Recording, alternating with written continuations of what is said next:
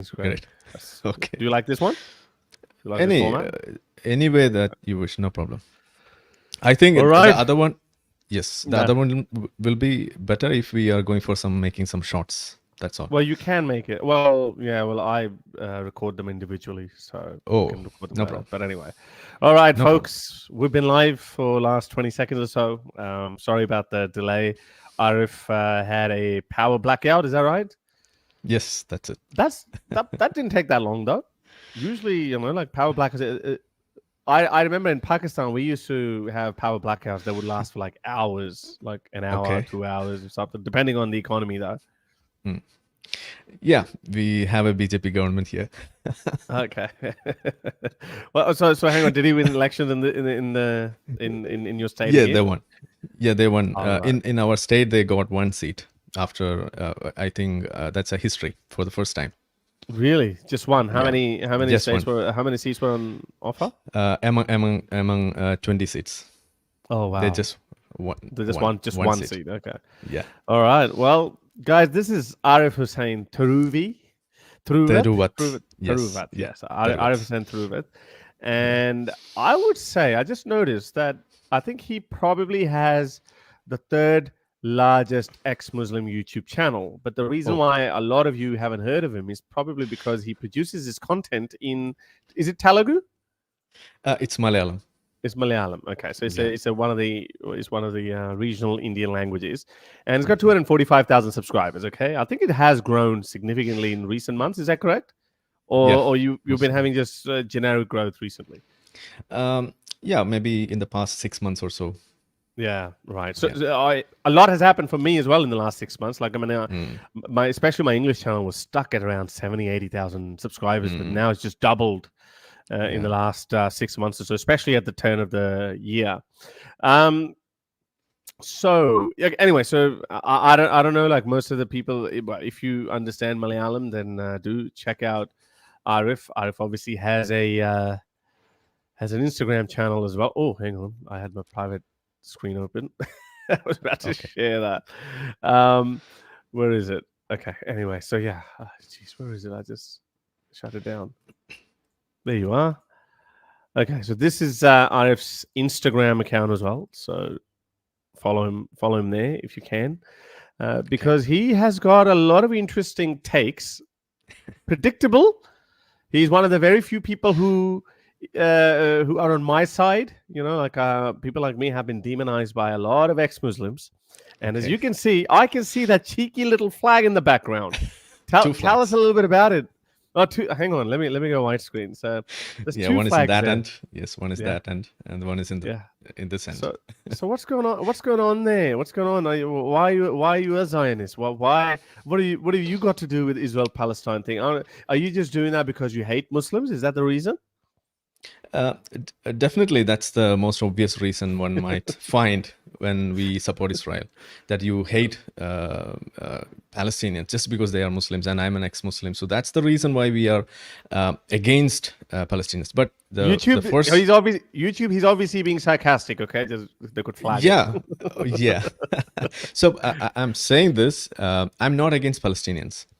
I'm against Hamas and the indiscriminate terrorist activities that they are committing against the civilians of both the sides. It's not just against the Israelis. It's even against their own people. Hamas is a terrorist organization that has made the life miserable for the Gazan people, especially when we speak about Palestinians, specifically to the Gazans. And even if there was this Israel-Hamas issue, they were already in war with the West Bank, with the PLO, and they were always in war with them. So one or the other, they always need a kind of conflict or a kind of war situation to let them live. That's what I see. So when comparing with Hamas, with Israel, who stands for the peace, who stands for protecting their civilians, who is standing with the civilians and they're respecting their lives, especially with regards to the hostages that they had taken during this October 7th, and how the Palestinian people, they were rejoicing by seeing these Israelis were brought to the Gazan side, after this kidnapping attempts. That kind of visuals, we have seen that. And today, yesterday, we saw a few of them getting rescued back to their city. Yeah, so that itself gives a clear picture why we should stand with Israel to bring about peace in that region. So that's the clear statement. Yeah, but how would you answer that? It's easier for Israel to sue for peace with the current setup in place, because Israel has occupied certain territories.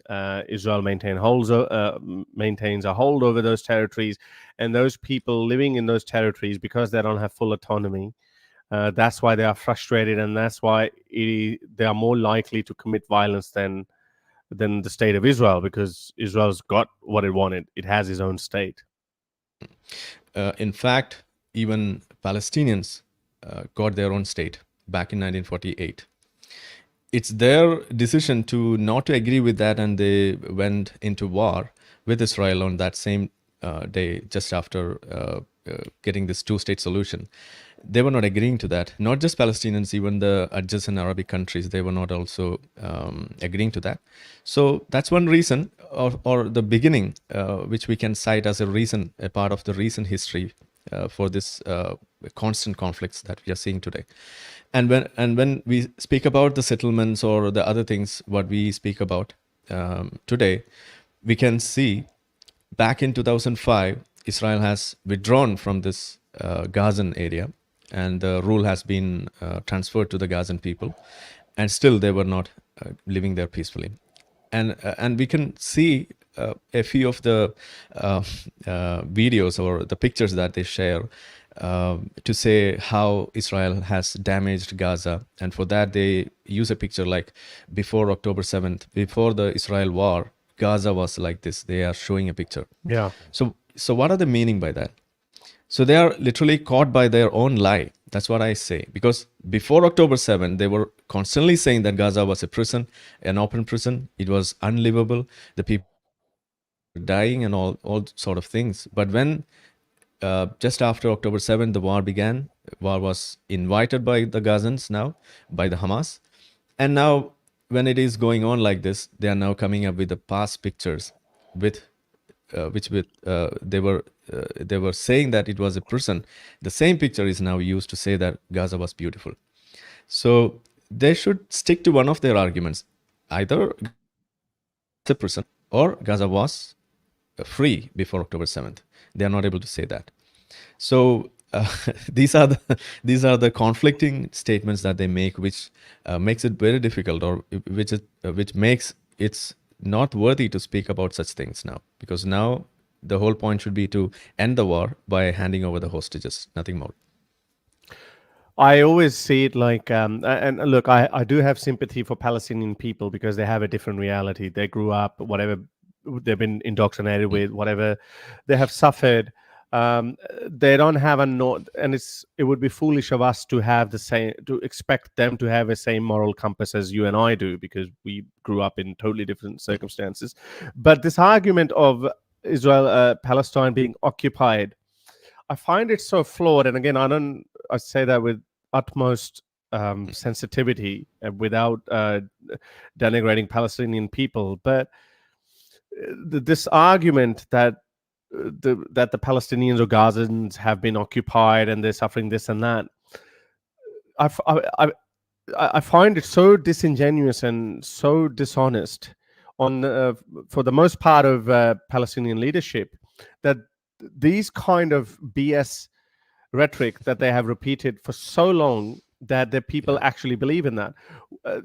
They are practically, they're free. The only thing they're not free to do is acquire weapons to attack Israel. That's the only thing. Israel is not going to stop your water. Israel did not stop your electricity. Let so much money to come into Gaza, which they used in building tunnels and terror network. Again, not ordinary people, but again, this is a corrupt system. The whole system is designed to fail. Well, actually, they think that it's going to succeed, because at the base of it, the only motivation that they have, or the only goal that they have, is a total destruction of the state of Israel. Right. That's the only reason why they keep going. They have enormous manpower, and they'll be like, okay, we can sacrifice so many people, because in their minds they have indoctrinated their people with, look, freedom is, the destruction of Israel is all what we need. Yeah, that's also one of the reasons why I say Israel has the power and has the ability to stop this war or to bring peace into this region. Because when you look at the motives behind these two places, the Hamas, what they're saying is an elimination of Israel as a Jewish state, and they are not ready to coexist in that region. And when they say that genocidal statement that river to sea, Palestine will be free, that means Israel is wiped out from this globe. That's what they're saying. And there's no place for a Jew to live there. Yeah. So at the same time, Israel, despite having all these religious understanding, their religious history and even archaeological backings and everything, they are ready to coexist with the Arabs, with the Palestinians there, right in front of the Arab states. So what does that mean? They are ready to keep aside the religious texts and they are ready to live as a democratic, secular country. And at the same time, Palestine or the authorities, whichever it be, like Hamas or whether it be PLO, they are not ready to do that. So they are still for wiping out the Jewish state. So that's inhuman. That's not the way we should look for peace. So my next question is, as I said, I've already differentiated Palestinian people who've grown up with certain rhetoric and under certain propaganda. The reality is different. So I can understand why a lot of Palestinians would harbor negative feelings towards Israel, to say the least. But why is this narrative becoming so popular in the West, though, among a lot of left-leaning liberals? I'm sure there's a lot of. I've seen a lot of in India as well. People on the left, they are very pro. I know that they think that they're pro-Palestine, but it appears that they're pro-Hamas, and Hamas has been successful in infiltrating these far-flung societies, and they've been able to propagate their narrative far more effectively than Israel, which is made up of those Jews who control the world and who run the monetary system of the world. They haven't been able to. How come they have beaten them in this game? Well, speak more so from the Indian perspective. We have an Indian right, yes, and that is obviously very pro-Israel, but maybe not for the right reasons, but just blindly doing that. But then we have this left in India that is also very anti-Israel and very pro-Hamas, or they think that they're pro-Palestine. Yeah, I would like to correct you here. Indian right, or whatever the BJP that you are referring to, is not explicitly pro-Israel. That's one correction that I would like to make. Well, the BJP, it's not. Itself is not. But we see the BJP voter base is actually very pro-Israel. Even that is partially correct. Okay. I wouldn't say that's completely true. Because when you look at the people, what they're saying is, they are standing for the facts, to be honest. They are saying Palestinians as a people, they deserve peace. They are ready for a two-state solution. Okay. They are against Hamas, the terrorist activities. Okay. They are supporting Israel for all the same reasons that we were discussing here. So does that mean they are explicitly pro-Israel? No. They are standing with the facts. They are standing with the ideals or the things that can bring about peace in that region. But what they do is they just cherry pick some of the items from here. They just keep aside how these people speak about the two-state solution and the responsibility from the part of Palestinian or the authorities there that they should uphold to bring about peace. They are not mentioning about that. And when you come to the BJP government here, what they're saying, they voted against Israel to stop this, for a ceasefire in this UN assembly. So what does that mean? And even all the BJP supporters or the right wing that the world called them, they are also okay. That's fine. That's what they say. So what we are saying, or what I'm saying, is on an Indian perspective, to be blindly supporting something or to blindly oppose something, that's not the right way. You can support a thing with facts, with reason. You can oppose something with facts and reason. And when you look at the right and the left and the center and other groups of people who are doing this, you can find that the left, they are blindly supporting. That's the only problem that they're doing. And why they are blindly supporting this kind of Hamas supporters or even Hamas itself, irrespective of whether they are a terrorist organization or not, even they are a proscribed organization, even then they are supporting them. And you must also know that India has never proscribed Hamas as a terrorist organization until today. It's today. Even so they've done it today. Yeah. No, I mean even today. Recently, it's a like recently. No, it's still a legitimate organization. It's not a terrorist organization in front of Indian government. Yeah. Wow. So why did Israel not bring that up with India? See, I don't know. Even I had written to the PM office and other people, like, this is the first thing that we should do if you need to stop radicalization in Indian soil. The first thing that you should do is to proscribe Hamas as a terrorist organization, and thereby stopping the innocent Muslims falling as a prey into this trap laid by this Hamas supporters in the name of supporting Palestinians and supporting the violent actions that they're doing.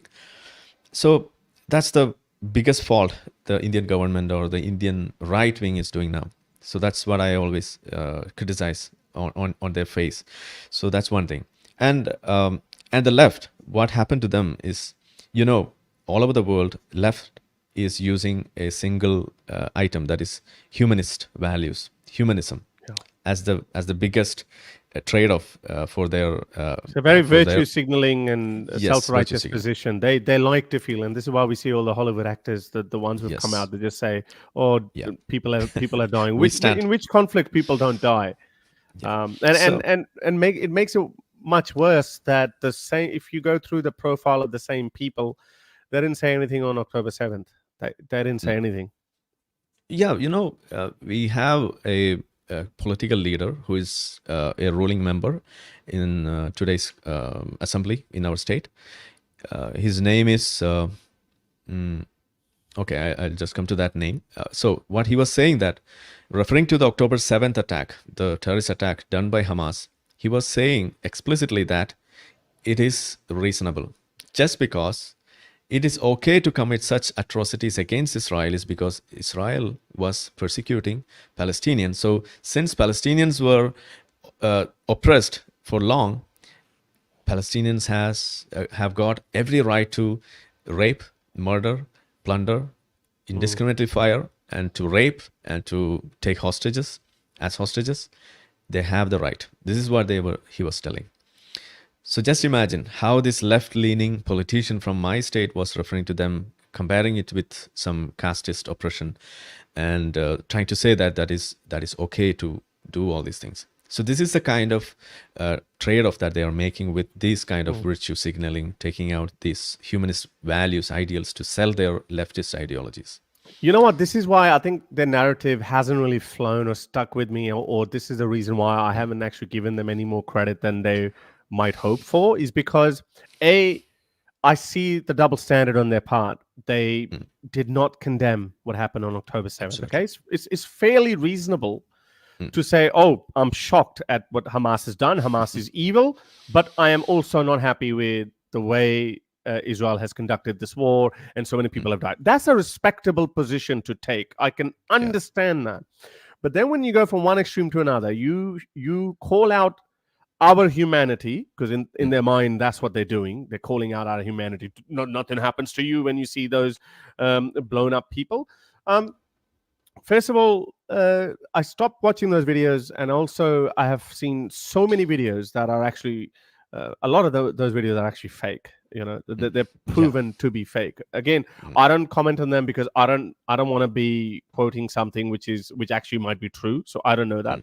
But the fact that they have totally different standards. Humanity for one group, but legitimizing what Hamas did in the name of breaking out of the prison, or resistance. It's a struggle. It's an armed struggle because you're going after your occupier, etc. That's just No, and they've told this lie so many times, and I don't know why the UN has fallen into it as well. That the international law actually allows you to have an armed struggle against your occupier. No, there's no international law that actually says that go out and go after the civilians and rape women and behead people with shovels. There's no internet. If an international law says that, then fuck that international law. I'm pretty sure that it doesn't say that, but.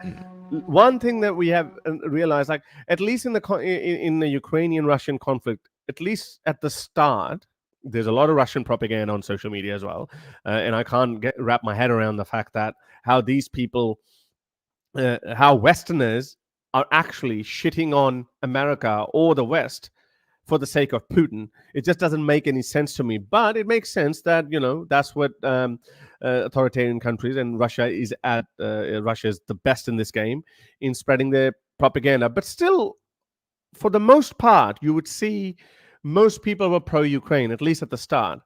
But here, they immediately, these hordes of social media zombies, all of them, they just jumped on Hamas's bandwagon. I just feel that there's something more to it. It cannot be organic, and that's why people have noticed that. I was looking into some reports how Qatar has invested tens of billions in American universities, and that obviously helped, and in UK universities. Even Iran has invested, and although not as much, but still in a few tens of millions of dollars in American universities. So it's no longer a conspiracy theory when you can follow the money. So it's not organic, but maybe this is why it's so popular. I think 10 to 20% of our Westerners would probably be very pro-Hamas and very sympathetic to Hamas. Here, I would like to add something. This is the very fact which perplexes me always. Like when it comes to the international population and the bodies like the UN, they're always keen to take up whatever data, whatever news is given out by a terrorist organization than trusting a true nation which follows international laws, which follows and which respects its own citizen, which has an accountability factor with its own citizen, than they are trusting a terrorist organization which kills its own people, even before this Israel-Hamas issue. So how come that's be in any way logical to accept that as a legitimate approach from the international bodies? Even the media is siding with this narrative. They are falling into their own narratives. And you might have caught eyes on the data that UN came out with, the number of deaths, which they had to correct in between with the number of children who died and the women who died. So what does that show? The data was rigged to show off a little more of the death to push their victim narratives. Almost double of women and children. They halved it. But now they've actually come back to it that it's just because the other population, the other bodies cannot be recognized, meaning that we can't put them in the women and children category. So it means there could be men. Let's just say if they're men. Then how do you know? Because Hamas doesn't actually differentiate between civilians and combatants. So how do you know they're not Hamas operatives or Hamas's fighters or terrorists? Well, even children, children, they carry weapons and they fire at the people. So when they die, how can you say that they were everyone children becomes a civilian? Everyone becomes a civilian, and it's such a catastrophe. It's so heartbreaking to know that there are people who are exploiting their own people to this extent. For example, in this recent rescue operation, Israel successfully rescued 4 hostages. Absolutely, yeah. And now we're hearing a lot of people have died. And people are blaming Israel for it. Like, I mean, how does that even make sense? Okay, rule number 1: if you've kidnapped someone, if you're holding someone hostage, then don't put them in general public, especially when you know that there could be a bomb coming at you. So why are you housing them? Does that mean it could only mean 2 things? Those civilians, the so-called civilians, were also complicit in hiding those hostages, or Hamas is guilty of risking their lives by embedding them amongst ordinary citizens. Yeah, Yeah. So that itself is a big problem. And when we talk about these hostages and when they are getting rescued now, it's not just their rescue that matters. Imagine if they were not rescued, they could have got killed. One most important aspect is that they could have got raped. And when they are getting exchanged, whom they are getting exchanged? They are getting exchanged for the terrorists. 50 terrorists who are in the prison in exchange for every citizen. That's what the deal was. So when now 4 of them get freed or get rescued from this place, it means Israel can keep 4 into 50 terrorists in their prison. So that's what is going on there. So why these people are getting caught? It's not just they were selling bread and they are getting caught. They were doing terrorist activities in their territory. So that's the point here. You are muted.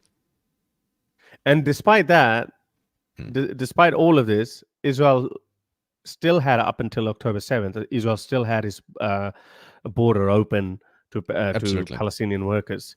But yeah, I reckon Israel has done a lot. Obviously, Israel does not want to end the blockade of these Palestinian territories, because Israel has legitimate concerns that this territory will be used by some sort of a militia, even if it's not Hamas, to destroy the state of Israel. That's a legitimate concern. All they had to do in the last 70 years, that, hey, we're not happy with you, but now that you're here, we want to move on. We will not use our territory. We will not buy weapons from Iran or get weapons from Iran or whatnot, and we would not attack you. And no matter how brutal, as they say, or how selfish of a state Israel is, there's no way Israel would have been able to convince so many Western countries that, hey, I need to keep these territories occupied. If there was a legitimate, if Palestinians or Gazans had turned into the Dubai of the Singapore of the Middle East, as they like to call. But no, again, I'm not blaming Palestinian people. It's obviously a lot more complex. But the Muslim countries did not show any leadership skills there. They did not try to convince the vast population of Palestine or Gaza and the West Bank that, hey, look, you need to find a way to coexist. We're not going to fund you for any military adventurism. We'll fund you for your hospitals and schools and whatnot. And I think that's what they should have done. Harris, you must remember, now they are saying Gaza was the Dubai. Now they are saying that literally. Okay. Yeah. That's what I'm saying you. So now they claim Gaza was a Dubai. Israel destroyed everything. And before they used to say Gaza was a prison. So this is the kind of shift that they make. And this is one thing that we should learn from the Islamists, that how to use this victimhood as a beautiful tool in selling yourself. No one has ever done that so perfectly, except these Muslims and these kind of people. You can imagine how publicly they mobilize people. Strong mobilization. Nobody can come close to that. Even the leftists, the communists here, they are facing trouble in mobilizing people in that kind of huge numbers. They're not able to do that. So that kind of marketing of victimhood, that's one, I would call that a victimhood jihad. Okay, so they're using it so perfectly. But the problem is the world is failing to recognize that, and they are falling prey to that, and thereby forgetting. So that's one reason when you take a list of human atrocities or these kind of war deaths, or the people getting killed, or people getting died from poverty, from starvation and other causes, if you make a list out of that, so they will choose, okay, if we take one among them, which gives you more that oomph factor, like that kind of a virtue signal, so they can choose, okay, now the best one is to go with the Hamas, the Palestinians. So that's the reason. It's definitely a very sad event. Most of our 2024 has gone into that, and I can't really wait for this war to be over, Hamas to be destroyed, and then maybe we can look into rebuilding Gaza and hope that Hamas doesn't make a comeback. And then I hope that other Muslim countries, take the initiative and try to maybe take over Gaza under like have something like the British mandate had after the First World War. Like just a Saudi mandate or something, just to govern Gaza. But I hope so. I hope so. yeah, that's what we hope. Yeah. Couple of super chats, and then we'll move to Islam. Sure. How ex-Muslims are doing in India. Thank you for supporting Donald Trump and Israel, but the two-state solution is a new, pretty wording for final solution for Jews from World War II period. Look, KKK, I know you guys obviously don't look at the two-state solution as a viable solution. We've addressed. Arif, you can probably express your opinion too. I do reckon that eventually that is what's going to happen. Yeah. Yes, you may have 10, 20 years because as long as we have this virus of Islamism alive in the hearts and minds of Gazans and the West Bank, people from the West Bank. But eventually there has to be a two-state solution. Eventually. Definitely. Okay. KK, sorry, this I can't read this in Hebrew. I hope the day will come when people stop calling them Palestinians. It serves their propaganda that started 60 years ago. There are Arabs of Israel, Arabs of Gaza, and Arabs of Judea and Samaria. That's absolutely true. Look at every Arab name, and then look at Palestine. Yeah. That's it's so. Okay, I want to address this, and I want your opinion on that too. See, there is so much deception not in individual Muslims. I think individual Muslims are the biggest victims of Islamist propaganda, but Islamist as a community, as a thought group, as an ummah, or their political leaders or their thought leaders. Yeah, these guys are so deceptive. Everywhere else where they are in majority, they want Sharia. Okay, wherever they are in a minority, they love secularism. And wherever they're struggling to create their own country, they even become very humanist secularist. Like, a lot of these leftists who support this pro-Hamas movement, they're so easily fooled by them. They think that, I have seen a lot of these leftists, these Western leftists saying that, people of Gaza, they're not ISIS, they're not Islamists, they're not like that at all. This is a struggle of indigenous people fighting for the indigenous right, which is such bullshit. The moment you the moment you make it an independent state, homosexuals will be flying off the rooftops, women will be getting whipped at public squares. And it would be just like any other Islamist shithole that we have no shortage of in our time. Yeah, and we have best examples from the world, around the world. Even your country like Pakistan, what we are seeing there, the Christians getting persecuted and the Hindus getting persecuted. So, and Pakistan doesn't have. And Pakistan has, a bit of this. They have this connection with India. It was British-style democracy, but these guys have nothing. They're only Arabs. They would have fought for like 70 years or so. These guys are going to be worse than Taliban. Sorry, just as bad as Taliban, if not worse. I have a question to you at this point. That is, recently I listened to one of the Instagram videos or so, in which a girl was asked from which country Pakistan got independence, and that girl was saying Pakistan got independence from India. So that's so she must be a Pakistani. Yeah. So I don't know how these people learn this history, and they completely forget about this British and the British rule and how India Pakistan partition got and all sort of things. Forget it. Another aspect, something related to what you asked here. That is how the Ummah getting. We have a movie here which beautifully portrays this multiple personality disorder. So it's like one moment you are a pacifist, and the same very moment, the next second, you are a cruel, a man filled with vengeance and that kind of fierce attitude. Just like, I don't know whether you have seen that movie. It's called Onion. We call that Onion syndrome that we call. Okay, the central character in this movie is called Onion. So here what happens is that you can take two instances in India. One is a rule called Uniform Civil Code, UCC. Yeah. Okay, and the another one is the Citizenship Amendment Act. That's the CAA. So these are the two acts or two things that we were debating all over since last 2 or 3 years, or maybe even more than that.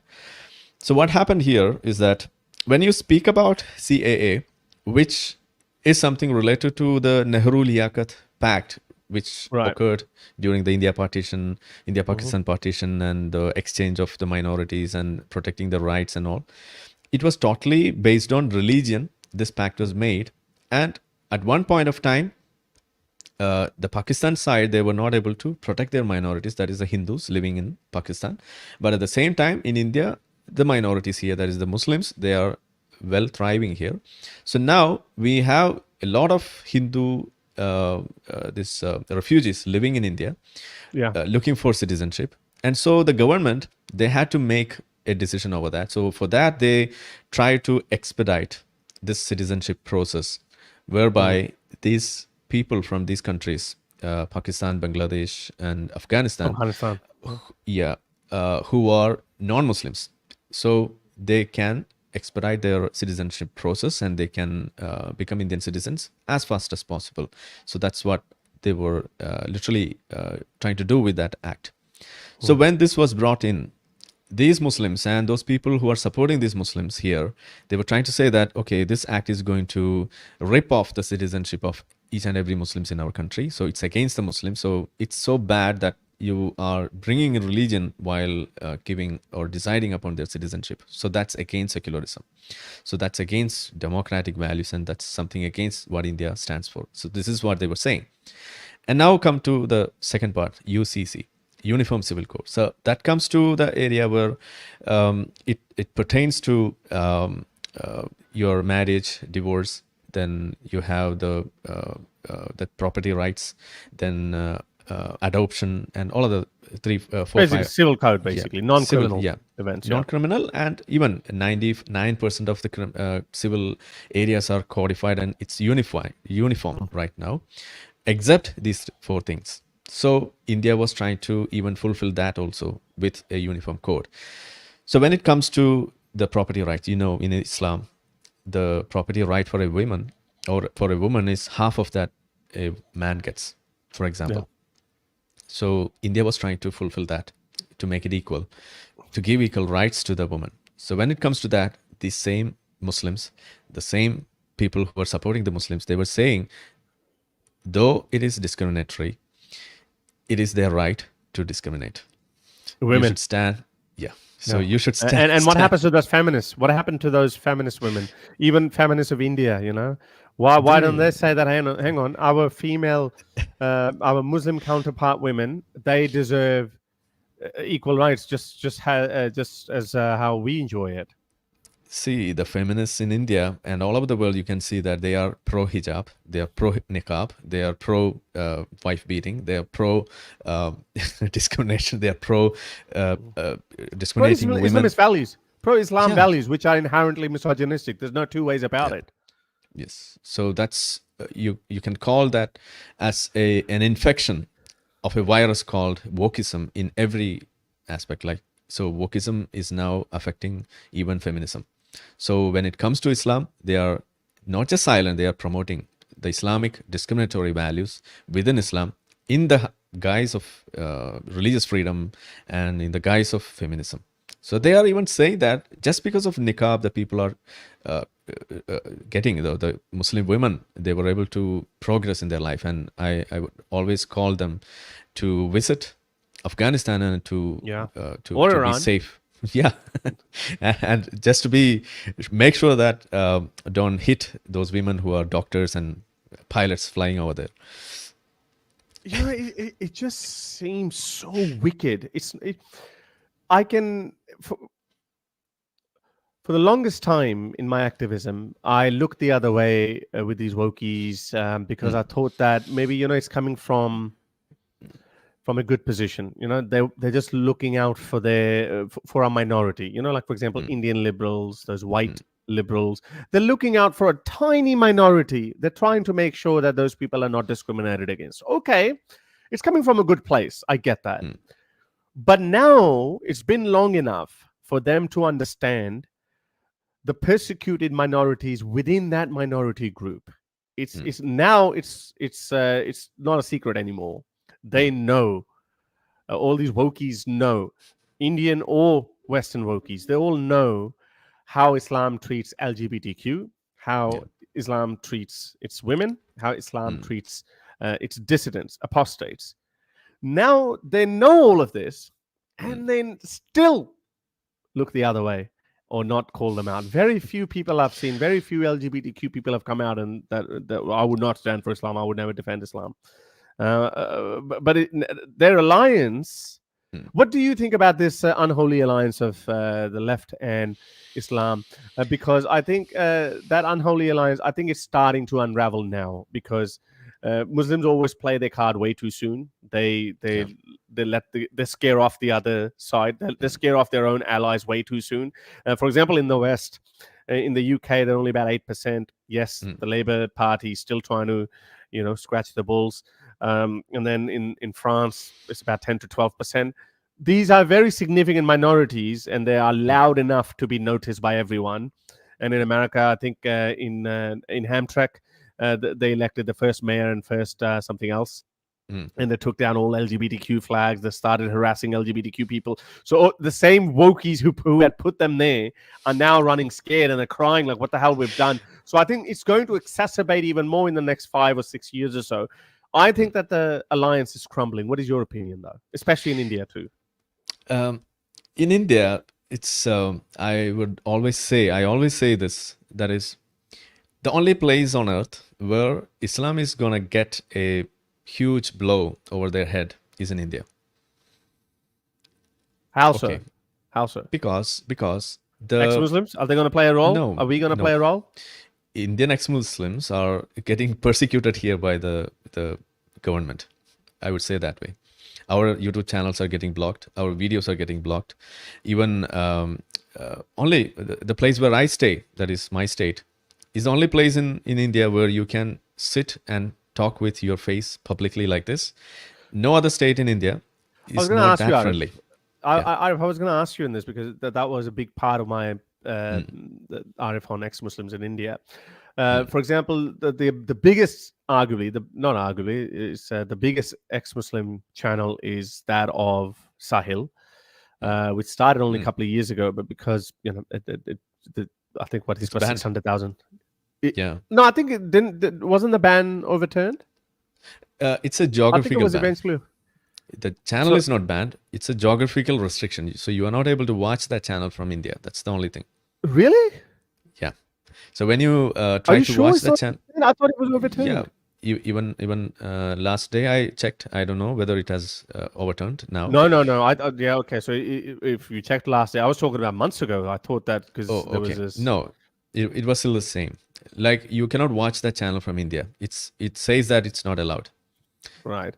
So we can see what's happening to him now. You're saying in your state, isn't your state also very famous or very known for a lot of radical Islamists that all these other states like UP or whatever, or from North India, that's one of their complaints of your state, that communists and Islamists, they have this unholy alliance there.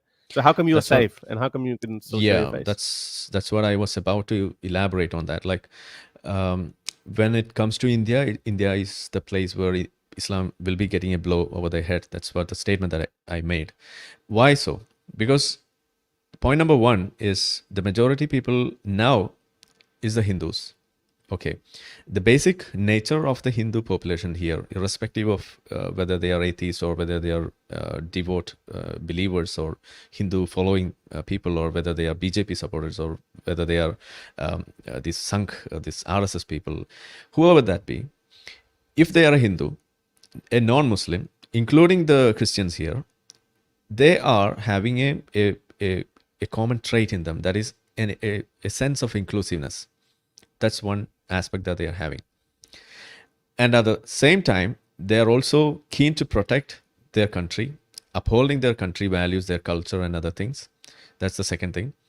And when it comes to specifically to the Hindu population, they are giving a strong reply or strong answer to those people who are supporting the Islam in the name of left ideology or in the name of communism, that is wrong, and their voice is heard louder. And that's one reason why in the recent elections also, one of the major players which got a seat for this BJP in my state is just because of this unholy alliance of this left with Islam.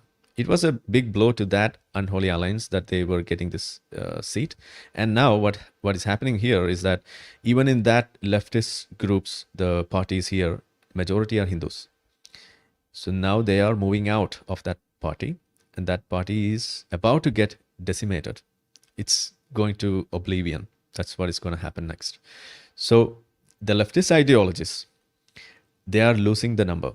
They are losing the members. And they are realizing... But they just won, though. But they just won, no? I mean, the BJP only won one seat. So, see, BJP winning one means a lot because it shattered a barrier, and it opened a door for more BJP seats to be won in the coming elections in the future. So that's were they coming second or third in other seats though? In terms of many seats, in many assembly seats, they were coming first, not just second or third. Oh, so why didn't they win then? So it's a Lok Sabha election. That's the central election. Oh, right. Okay, yeah, right. Okay. So when it comes to the smaller constituencies, their number is so huge that they even won by huge margins. And even their vote share, that increased. So I'm not saying BJP is right or BJP is going to win or they are going to rule, but the shift is happening because the majority population, Hindu population, they are a dynamic population, which I always envy about. Like they are ready to take charge on their own hands, and they are ready to show it with their democratic rights. Yeah, and change as well. Yes. And this is another thing that a lot of people were saying that the BJP might win 400 seats or something, and they only ended up getting 270 with the help of his allies. Sorry, 300. How many seats did they end up getting? Something like 296. Yeah, 296 or something. You need 270. Yeah. So they just won basically.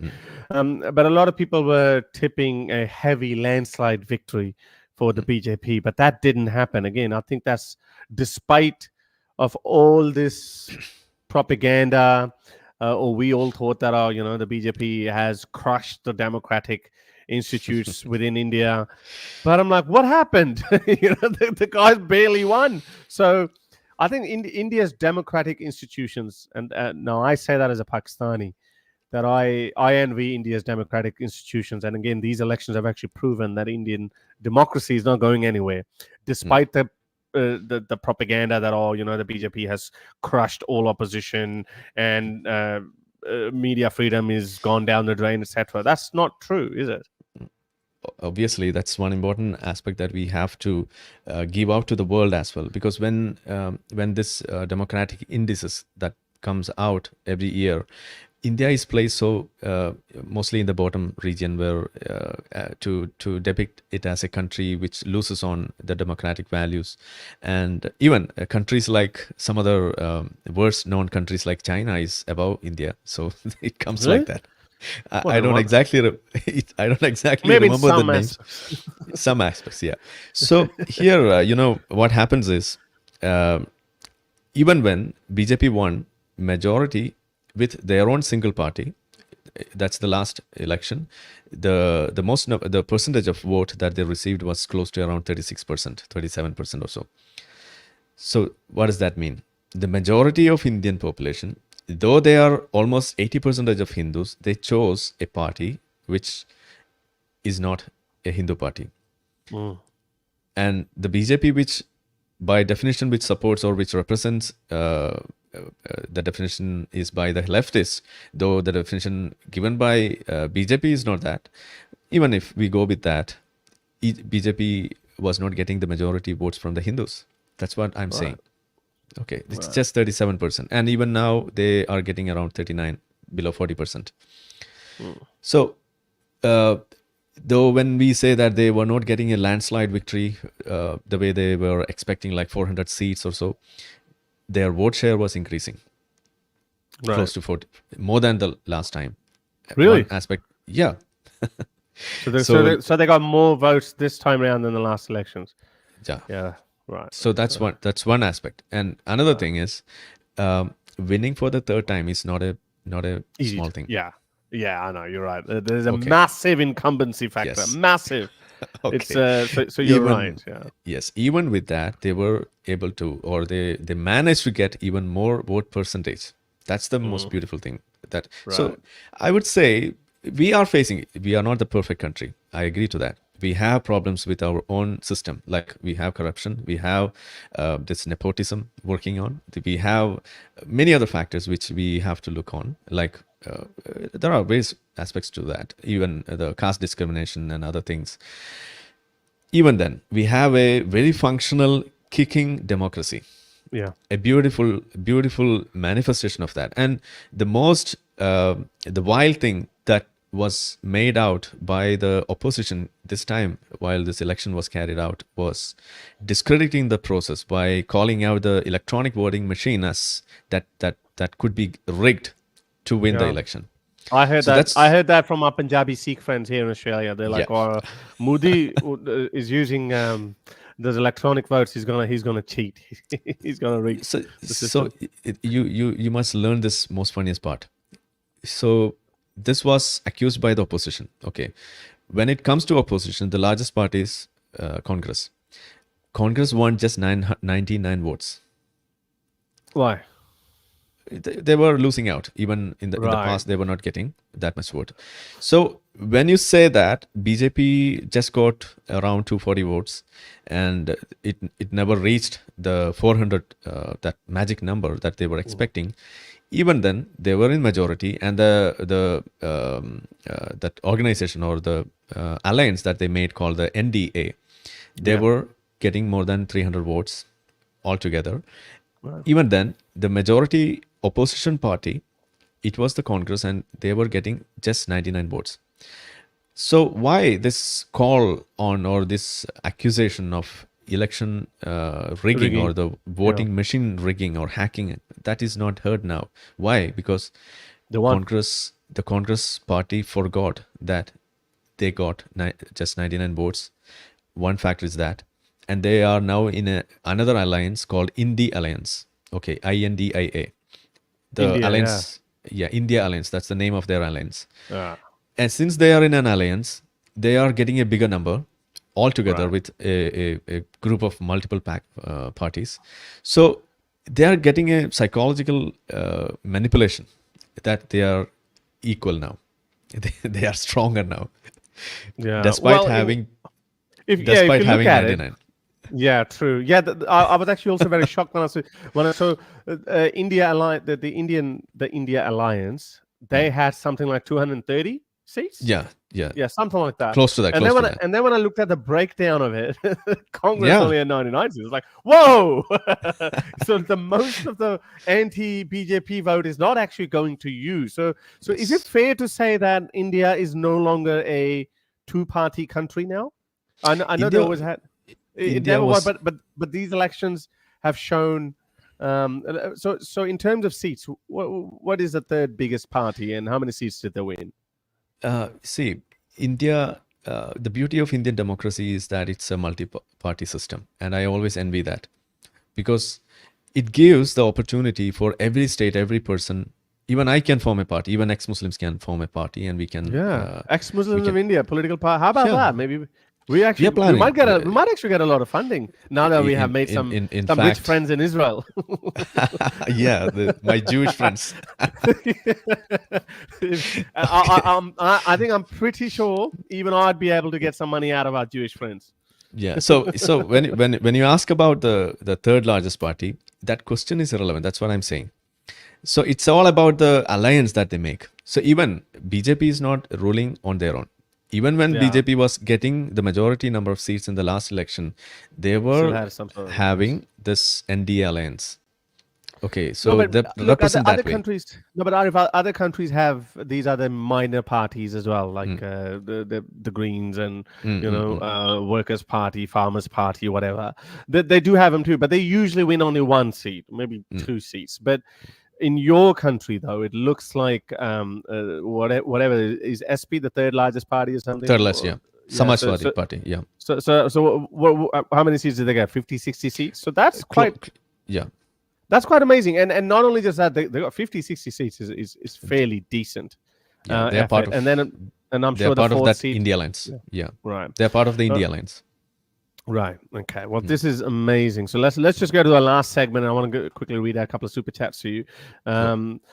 Before we go there, Vig, thank you very much. You bought me 20 memberships. Yeah. Hi, Vignesh.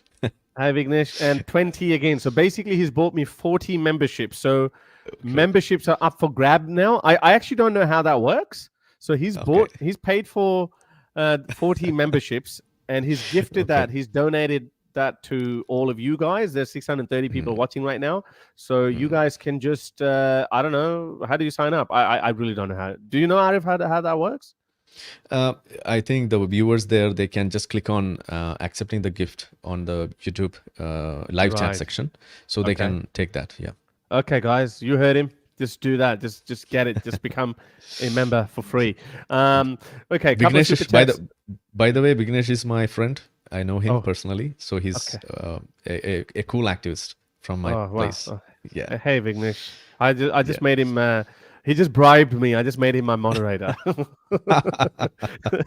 See, so easy, so cheap to buy my love. How safe is it in India? Okay. How safe is India for ex-Muslims? I know we have a right-wing government, but public institutions here aren't as mature as in Western countries. I actually wouldn't put my money on that. The West is going down pretty rapidly too. And is apostasy among Muslims in India growing? Definitely, the apostasy is growing, and I think you are aware that ex-Muslims in my state is called as EMUs, EMU. Okay, so ex-Muslims, they made a short form for that, and we emu is an Aussie bird too. Yeah, it's a bird. Yeah. So they use that word to abuse us, but I made it into a brand, and I sell the T-shirts over that. So that's another story. No, tell us a little bit about it. Tell us a little bit about it. It's so all this happened maybe after 2020, or during the COVID time, that this ex-Muslim movement that gained a lot of traction using the clubhouse discussions. So that's the place where even I was born. Like I was exposed to this public speaking and engaging with the public and talking a lot. And even I identified myself like, oh, I'm having this ability to speak like this. Okay, let's try with that. And that's the time when I started my YouTube by just streaming the clubhouse discussions. And now the rest is history. Like it's almost 250K. It's the third largest ex-Muslim channel in the world. Yeah. Okay. I didn't realize that. No, well, I can't think of anything else. So I think, it is. It is definitely the ex-Muslims for me must be the first one. But if you're saying that he's banned in India, his viewership must have gone down a lot. Okay. AP is the second biggest. I think he just crossed 500,000. Okay. And you're the third biggest.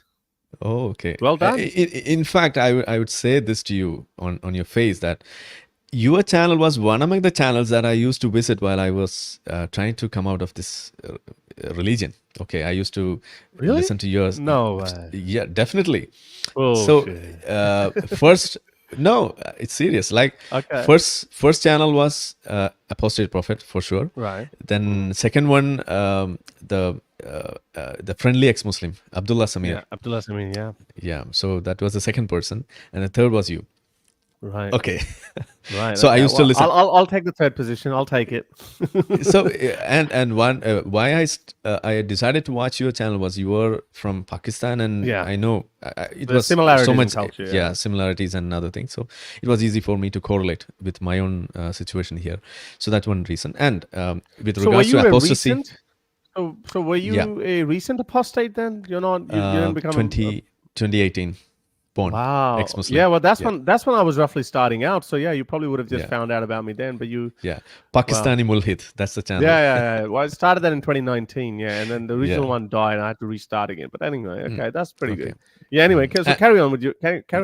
Yeah. So this answer, we call this bird emu. When it comes to my state, in 2021 and all that, what we used to say was, in every Muslim family in Kerala, in my state, you can find one emu growing. Okay. Yeah. So just imagine the number. We have about one coming to 27% of Muslims in our state. 27%. Wow. It's not a minority. It's the second largest religious Group. group. It's no more a minority here. So Right. now the number is you can find 2 emus in every Muslim household. That's the number that we predict, or we project.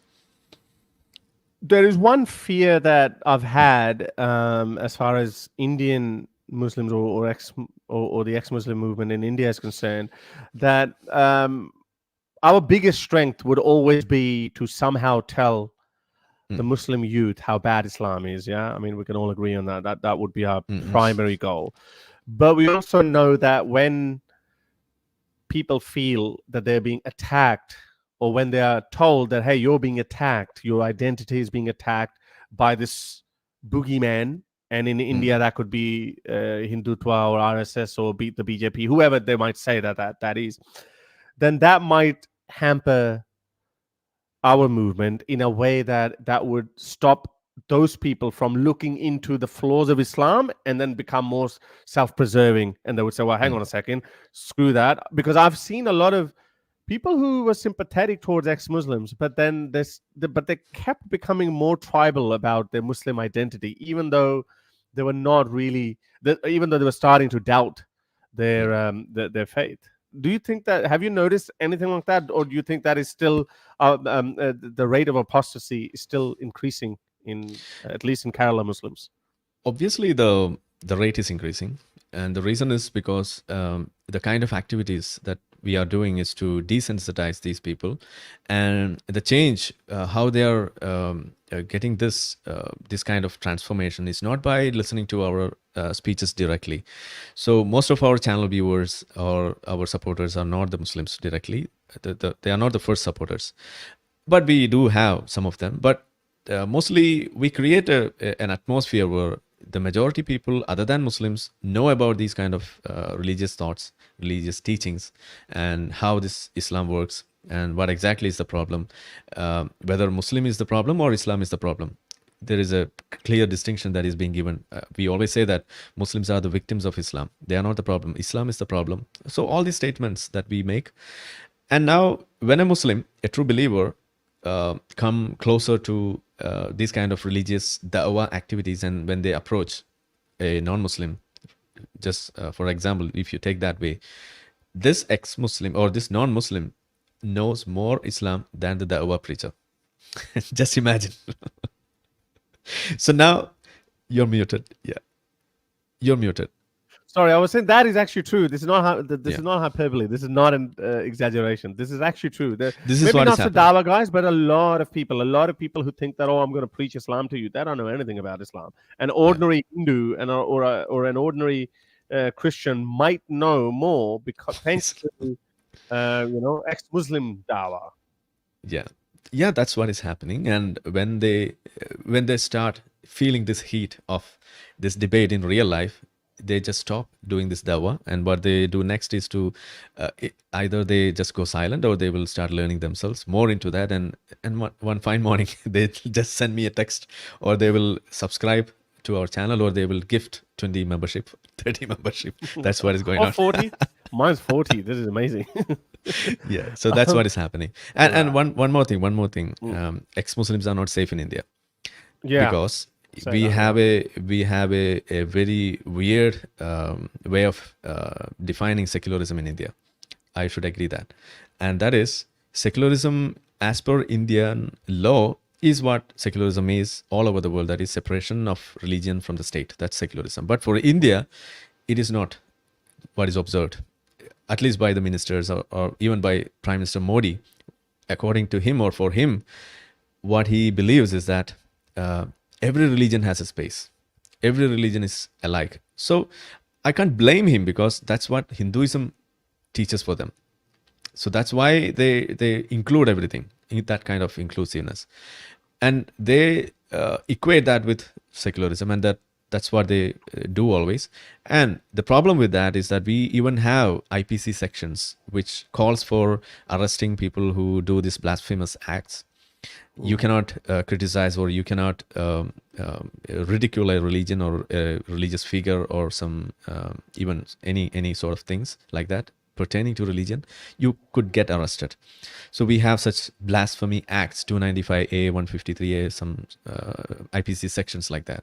So you can find instances where people are getting arrested for that, but obviously they are not getting punished, or they're not getting killed or beheaded or anything like that. But we have such a How problem. come? So in that, so if it is against the law in India to criticize religion, and I think Hindus are pretty tolerant when it comes to criticizing the Hindu faith, but Muslims obviously don't take it lying down. So how is that okay?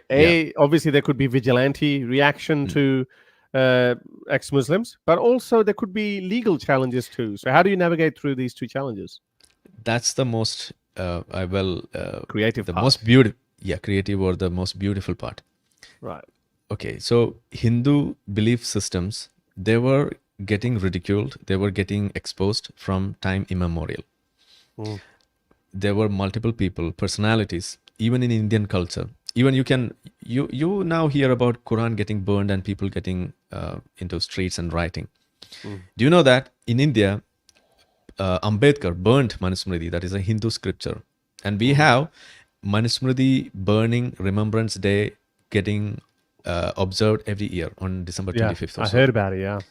So can you imagine a Quran burning day event on any April 1st, the Fool's Day? Well, the way Salwan Momika is going, I think we might soon have that day. Most soon. Yeah. See, even when, if you ask me to burn a Manusmriti today, I will burn it. But if you ask me to burn a Quran, I am afraid of doing that. To be honest, I still haven't burned it. I still haven't burned the Quran yet. Why? Despite already be on the hit list of so many of these people. But you can I'm still like, okay, you know what? I wouldn't go that far. But you can find all these Qurans here which are going to be get burnt very soon. Right. Okay, well, I don't endorse that. You do it at your own risk, but I would never condemn you. That's been my official line. I've been saying everyone is free to do whatever you want. I'm not going to condemn them, but I wouldn't do it. Yeah. So please don't kill me first. I'll come to the most beautiful aspect of this argument. That is why the Hindus are not objecting, while it's very difficult to criticize Islam. But don't you think it's increasing a little bit now? Like Hindus are also becoming a bit like Muslims, a little bit, maybe not much, but just a little bit. That's what I'm saying. Even when they say that, there's a clause onto that. Okay, the clause made by the right-wing activists, the Hindutva propagandists, what they say is, if you are ridiculing us, you should also ridicule yourself. Yeah, or Islam. Yeah. If you are ridiculing just my religion, that's not allowed. But there's no such law. So, but they're changing the culture around it. I'm saying the perception among the public, among the believers. That's how they employ this inclusiveness even while criticism is made. That's not there in Islam. Yeah, exactly. But that would be unfair to expect the government to start criticizing Islam as well, because the government is not criticizing Hinduism. Or maybe if they do from their own angle, then that's a part of their own culture. But amongst general public, I think ordinary activists can actually try to change the culture of, hey, why are you always criticizing or making fun of Hinduism, but you're not saying anything about Islam? For example, I saw some criticism around movies like PK or God, Hamara oh my God, oh my God 2, etc. Yeah, some of those ones, like they were saying, because those movies were made by mainstream Bollywood movies. So obviously the prevailing culture would be that of Hinduism. So and it's easy and not easy. It's actually acceptable within Hinduism or within the Indian culture to do that. So that's why they're doing that. See, you were mentioning about the government might not criticize a religion. Government is criticizing religion in my state. That's what I'm saying. That's communist, and they have a principle, a Renaissance principle that they are upholding. And with that, they always say that Hinduism is having a lot of problems. We need to give equality for them. And they openly support that. And they openly call the people to come to the streets and to protest against that. But when it comes to Islam, when it comes to gender equality, the Uniform Civil Code or any other, what they have given to the court as a statement, the official statement by the government to the court was Sharia is okay. Sharia is perfect. This is what the statement that they were making. So this is a clear double standard, which the right wing clearly pointed out, and they were opposing that. And that's why they could get one seat in our state. This kind of appeasement politics, supporting this Islam too much, ignoring the problems posed by Islam as a religion, even gender disparity or discrimination, whatever things, they are blind towards that. Yeah. Right. So yeah. And to the other question, the Hindu aspect, when they criticize this religion and all, they are accustomed to these kind of criticisms, and there's no such a rule in Hinduism or their scriptures or in their belief system that they never progress. They are pro-progression. There are instances where they were fighting against such corrective measures, but at the end of the day, they were willing to take up and move forward. Right. So even when it comes to the casteism, that's the most problematic aspect in Indian culture, that casteist mentality and all. When it comes to our state, my state, casteism is no more a big talk of the town. Like, it has gone. The people have grown out of that. But at the same time, there are certain minor instances where at times caste comes into play and people calls out that, and there are corrective measures taken. But outside Kerala, it's still a big issue. So we are trying to make rules and regulations to control that. Yeah. Right. I think Vignesh got paid today. So okay. he just got me. No, hang on. He's got me another 10 memberships. So okay. Thank you very much, Vignesh. Let's move to our last segment, which is Muslims in the West. What is your opinion? How do you see what's happening in the West, basically? You know, the West was so successful after the Second World War in welcoming people from all cultures and letting them assimilate and integrate. Italian Americans, Greek Americans went to America. They all settled in. Yes, they brought in their own little cultural problems too, but overall, they integrated. We've had that with the Chinese people, with Vietnamese here in Australia, and all kinds of people went to Europe as well. But but there's one group of people that just refuses to assimilate, integrate, and refuses to respect the local culture. And it is becoming more and more apparent now. How do you see the whole situation? Do you think that it could change? Should we be hopeful, like, as you're saying, that in Kerala, starting from Kerala, but in India overall, you reckon Islam is going to take a major dent? How do you see what's happening in the West? Okay. To be honest, I'm so happy for whatever things that is going on in the West. Because I live here. Because I'm. It might sound offensive or it sound so inhuman to say that, but it's because it is giving us a chance to say or to prove to Indian people, especially the leftist wokey people here, to what would happen if India succumbs to these kind of Islamic narratives and the leftist ideologies and the wokist desire to dominate, this desire to dominate and take over and intimidate and bully. Yeah, and you know, you come from Pakistan and I am from India, and we all share a common history where we had a very horrific incident of this partition that happened, and the associated incidents of mass murders and migration and all other things. So, you know, that is a very dark picture. Okay. And what was the reason behind that two-state argument that came across, and the growth of the right wing in India? Back in 1920s, So what happened in India in the 1920s, and which the people today forgot about that, and now they are saying that this BJP or the right wing, they just grew out of nothing just because of they wanted to dominate the Indian culture or the Indian people. No, that's wrong.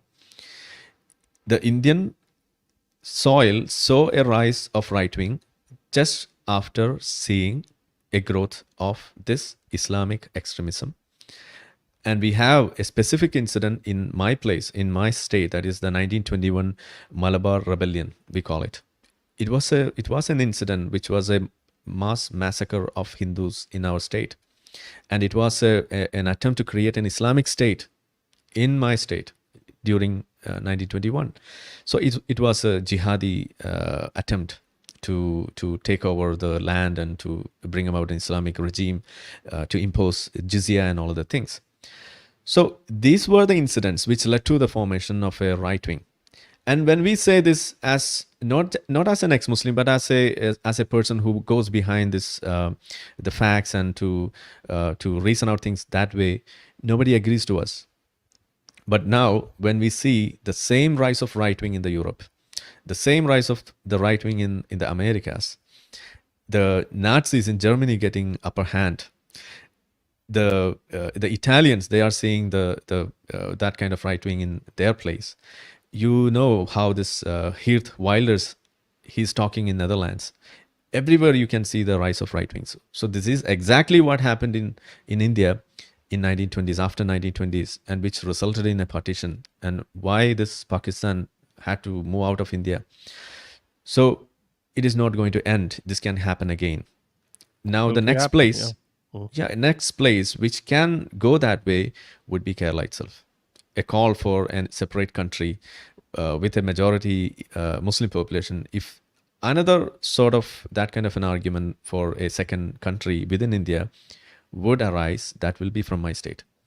So that's the kind of level of Islamic extremism and the exposure towards Islam and the support for this Islamic terrorism, the ISIS recruitments happening, and even that person from Hamas, he was talking in one of the processions here in Kerala, a Hamas terrorist speaking in a public rally in Kerala. No other place in India saw such a thing.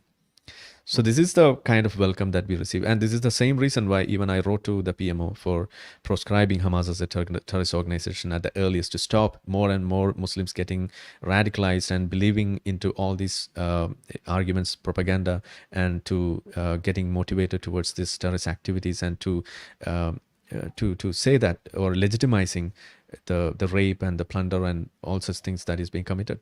We cannot do that. We cannot let that happen to my favorite Muslim friends I have. So this is what is going on here.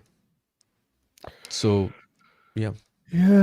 But I think in order to bring awareness to your people, you can find a better way than showing them the destroyed Europe. Do you have an option other than this? Well, yeah, like just any example.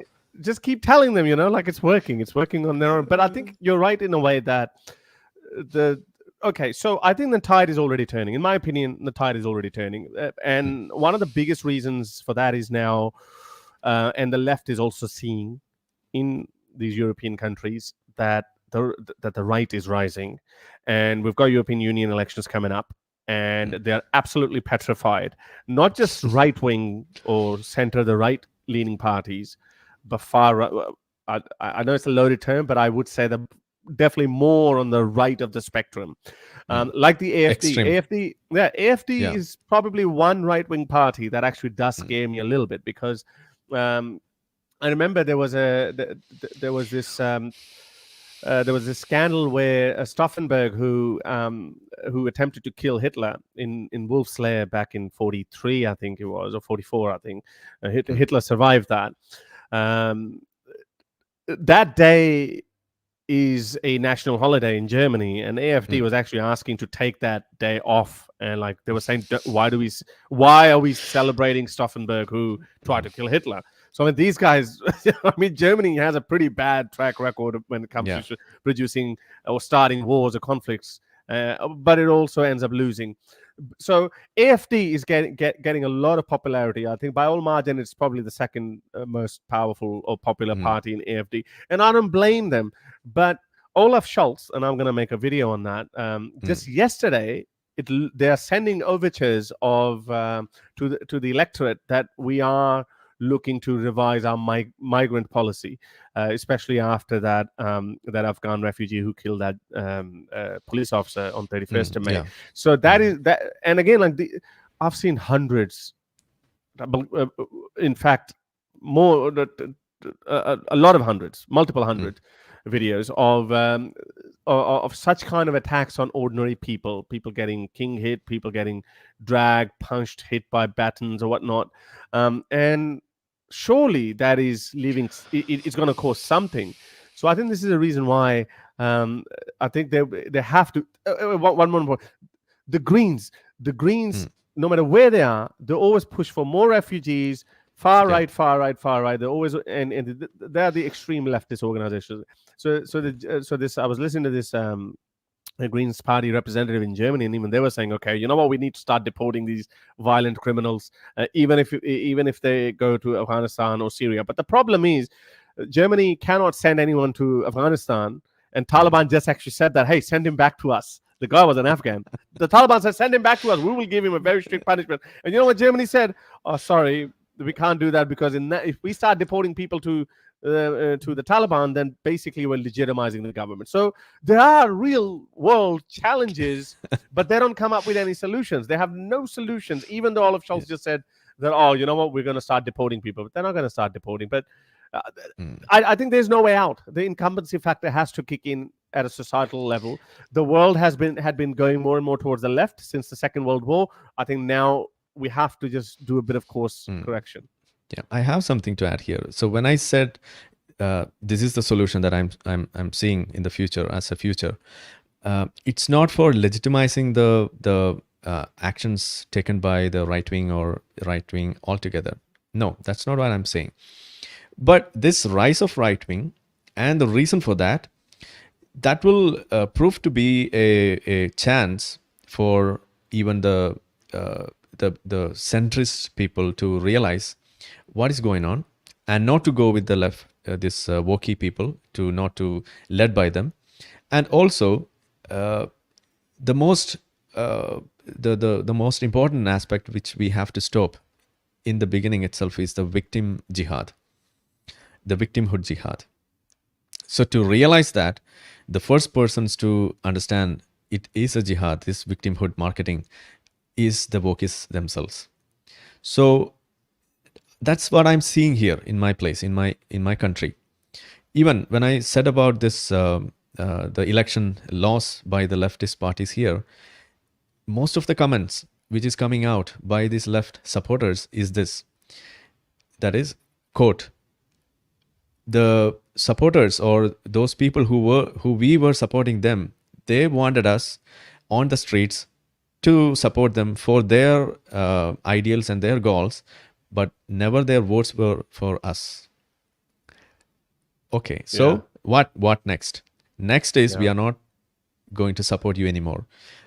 So this is the next statement. So what's happening? They are slowly moving away, or they are realizing this kind of victimhood jihad going on, and how this victimhood marketing that played a very good role, and this left aligning people were trapped in that, and they were standing by them. Now they are realizing. So what happens next? This jihad won't work anymore. That's what I'm saying. So I'm using this incidents that is going on in the West as a reason for the people to learn how this victimhood jihad is working out, and how this Islam is taking over, and to learn from that and to stop right wing. So we all know right wing is a problem. That's the global narrative. Okay, let's go by that. So if you want to stop the right wing, what's your the action plan? Your only action plan is to stop growing Islamic extremism, and supporting Islamic victimhood.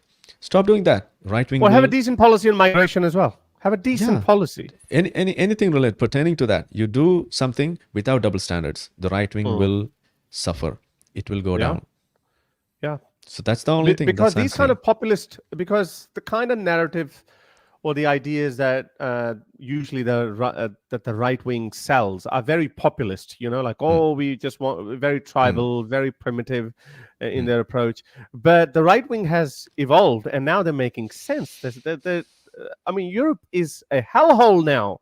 Like, there's so many places, Arif. You'd go there, you'd be scared for your life. You'd be more scared there than you would be, let's say, in India, or in a really heavy dominated Muslim area. You would be scared because those people are literally out there to actually just hurt people. See, They're carrying sticks, and they're just looking for trouble, and they're desperate. They're angry because their asylum application hasn't been approved. They've got no money.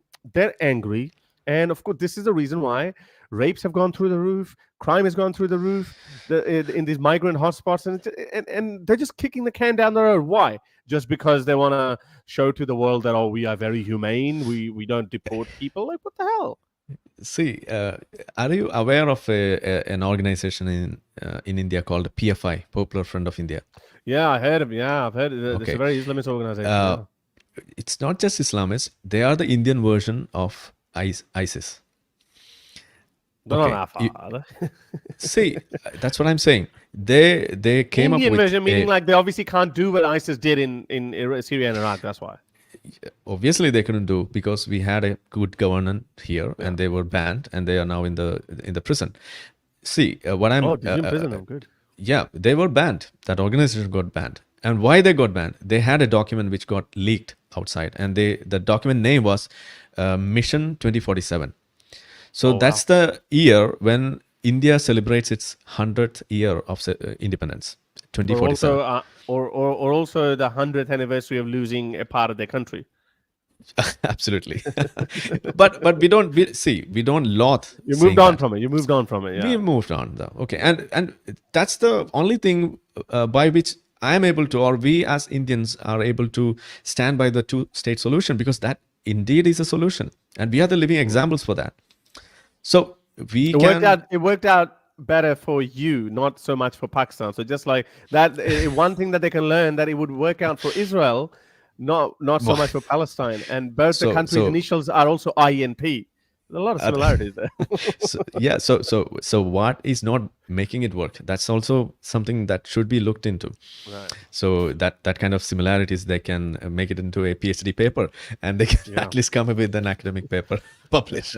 So what I'm about to say you is that this Mission 2047 is the year when India celebrates its 100th anniversary of independence, and this is the same year in which this Popular Front was trying to transform India into a caliphate. They had this document. Yeah, I can send it to you. I can pass it on. Yeah, but I'm sure it'll be a very funny document because, yes, look, we've seen there are Muslims. No, it's funny. Listen to me, please. Listen, let me complete. Okay. It was not funny. Because this same document was cited by the Delhi High Court very recently, maybe a week or so. And the statements in that was cited as the reason to deny the bail application of one of the members who got arrested. And he was the chief person of its executive committee. Okay, and he was from my state.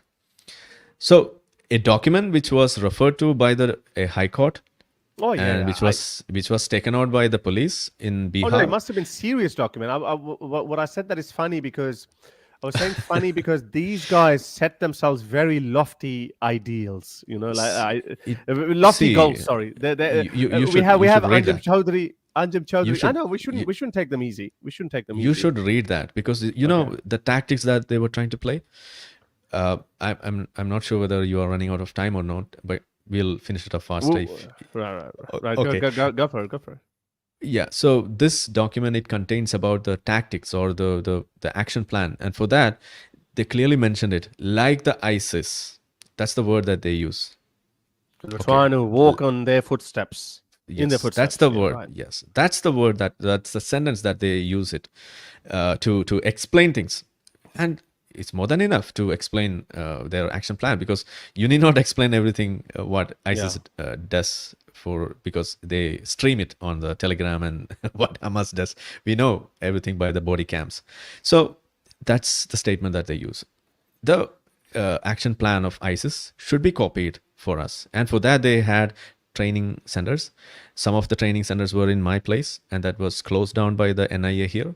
And that was the weapons were seized, and many other things that were happening. So they have totally cracked down on this. Because I haven't heard about PFI for a very long time, like a couple of years, 3 years maybe. Yeah, it got banned more than 2 years now, 2021 or so. Because I haven't heard about them. Like they used to make these statements all the time about like, oh, BJP, anti-BJP. And right. Yeah.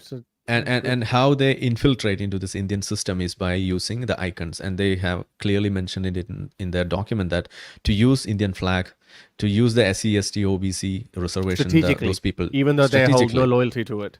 Yes. And even Ambedkar and even the Constitution of India. We uphold. We always say that we are for the Constitution. But when the final day comes, the showdown begins. And that day we will burn the Constitution and we will replace it with Quran. That's what they have mentioned in it. So how can you say they are not ISIS? Yeah. Oh, no. Yeah, they are ISIS. Yeah, well, or at least they are inspired by ISIS. So, oh, wow. There's so much. Wow. That was a very interesting. This is interesting. We should talk on this. We should do it again sometime. Yeah.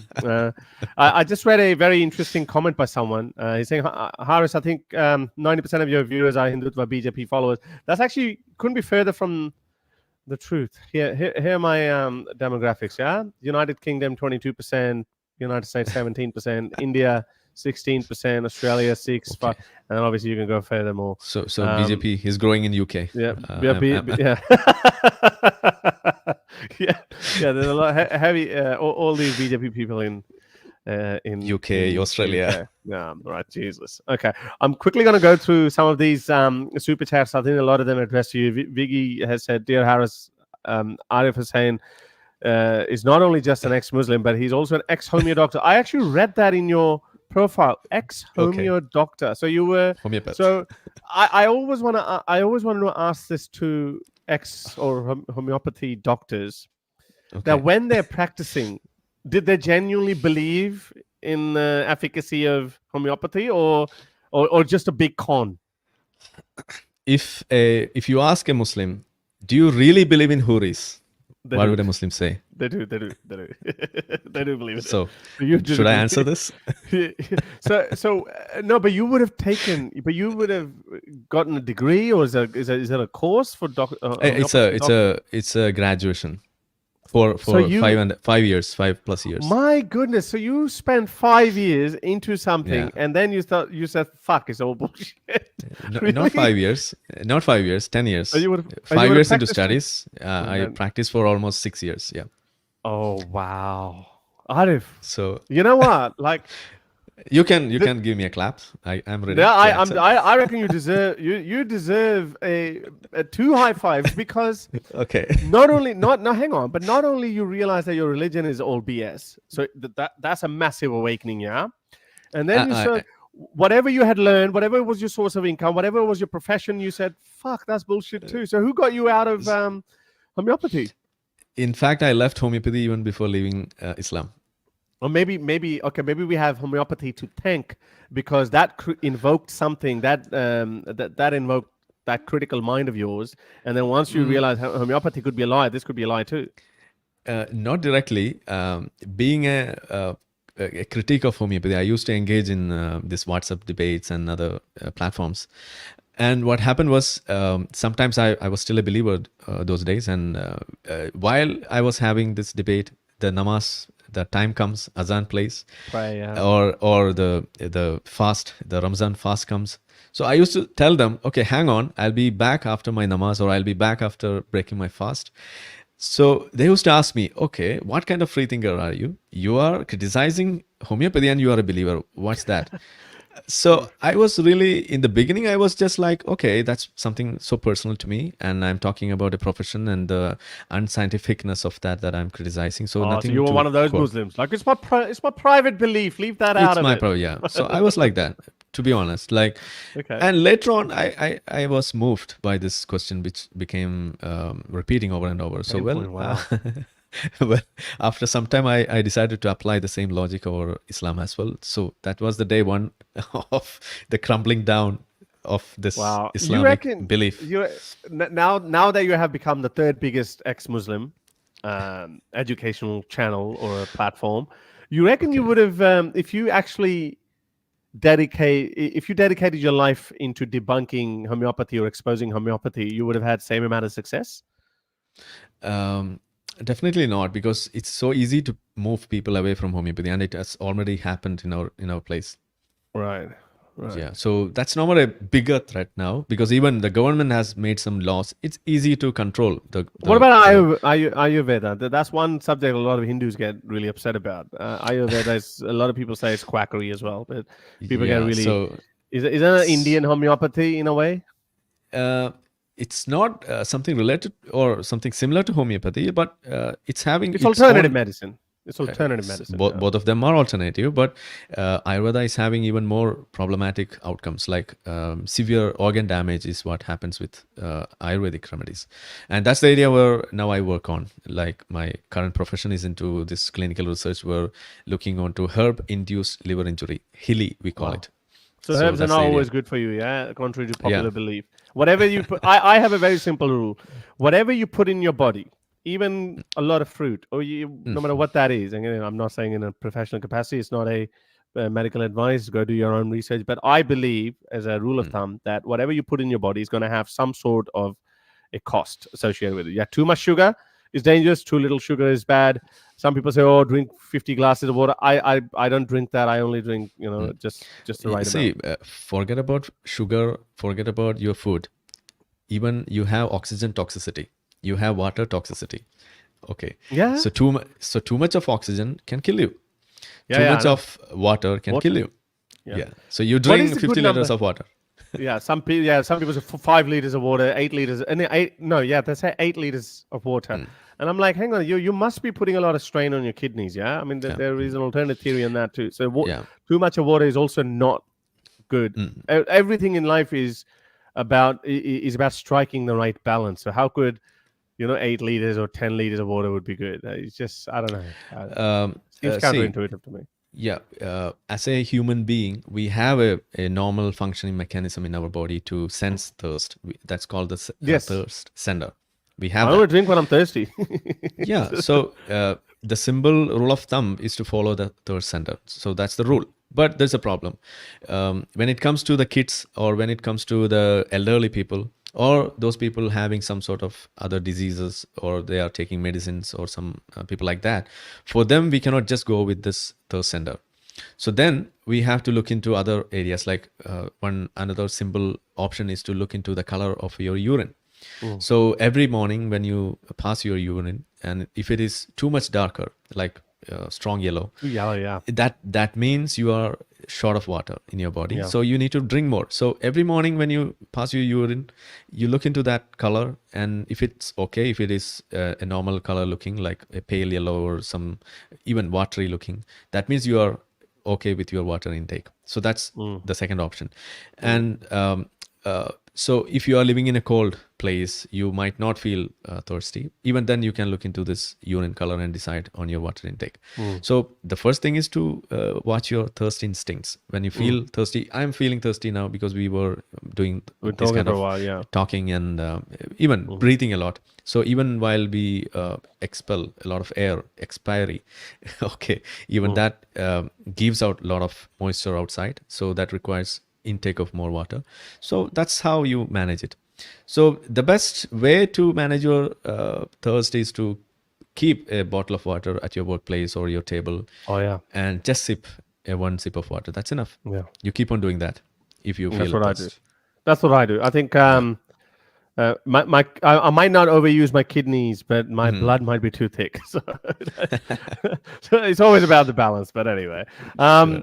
the problem with feminists and leftists is that they don't study history, don't need too much. It's enough to look at Iran, where feminists cooperated with the with the Islamists. But what is the result? Exactly. I think Iran is the perfect example of how Feminists, this unholy alliance panned out. they And ignored it yeah, completely. they ignored it completely. And I don't see in any case this alliance would end up in the favor of the leftists. It just wouldn't work out that way, because these blue-haired wokies, I think I just feel sorry for them. A part of me, I think I made a joke about that. You know what? When it all comes crashing down, I want to be there to see them, because I think Islamists are gonna grab them before anyone else, because they hate LGBTQ more than they hate, let's say, Christians or or non-Muslims. They probably hate apostates. I think you and I were still done, but I think they will do them before us, because we might have a chance to say, "Hey, look, sorry, we're converting." I have a differing statement over this. Okay. That is, they don't study history. That's not true. Or I would say that is partly true, because they study history, but until and unless they are not, that history part is not helping them, they will stop there. That's the kind of history that they are learning. So it's up to them where to stop digging the history. And I think these leftists, though, a lot of them, like, I used to dismiss it as a conspiracy theory that a lot of these leftists are actually communists, but now they are actually calling themselves that they are communists in these university campuses. They proudly own this communist label, which makes me wonder that if you're a communist, how could you like Islamists? Like, communists are also against Islamists as well, but I think they have a common enemy, which is this this idol of white supremacy, capitalism gone wrong.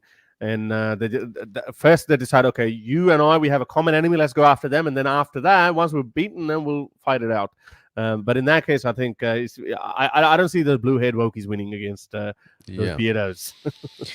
Not only they are having a common enemy, they are also having a common goal of gaining control. So for them, since that is the goal, they will use, or they will just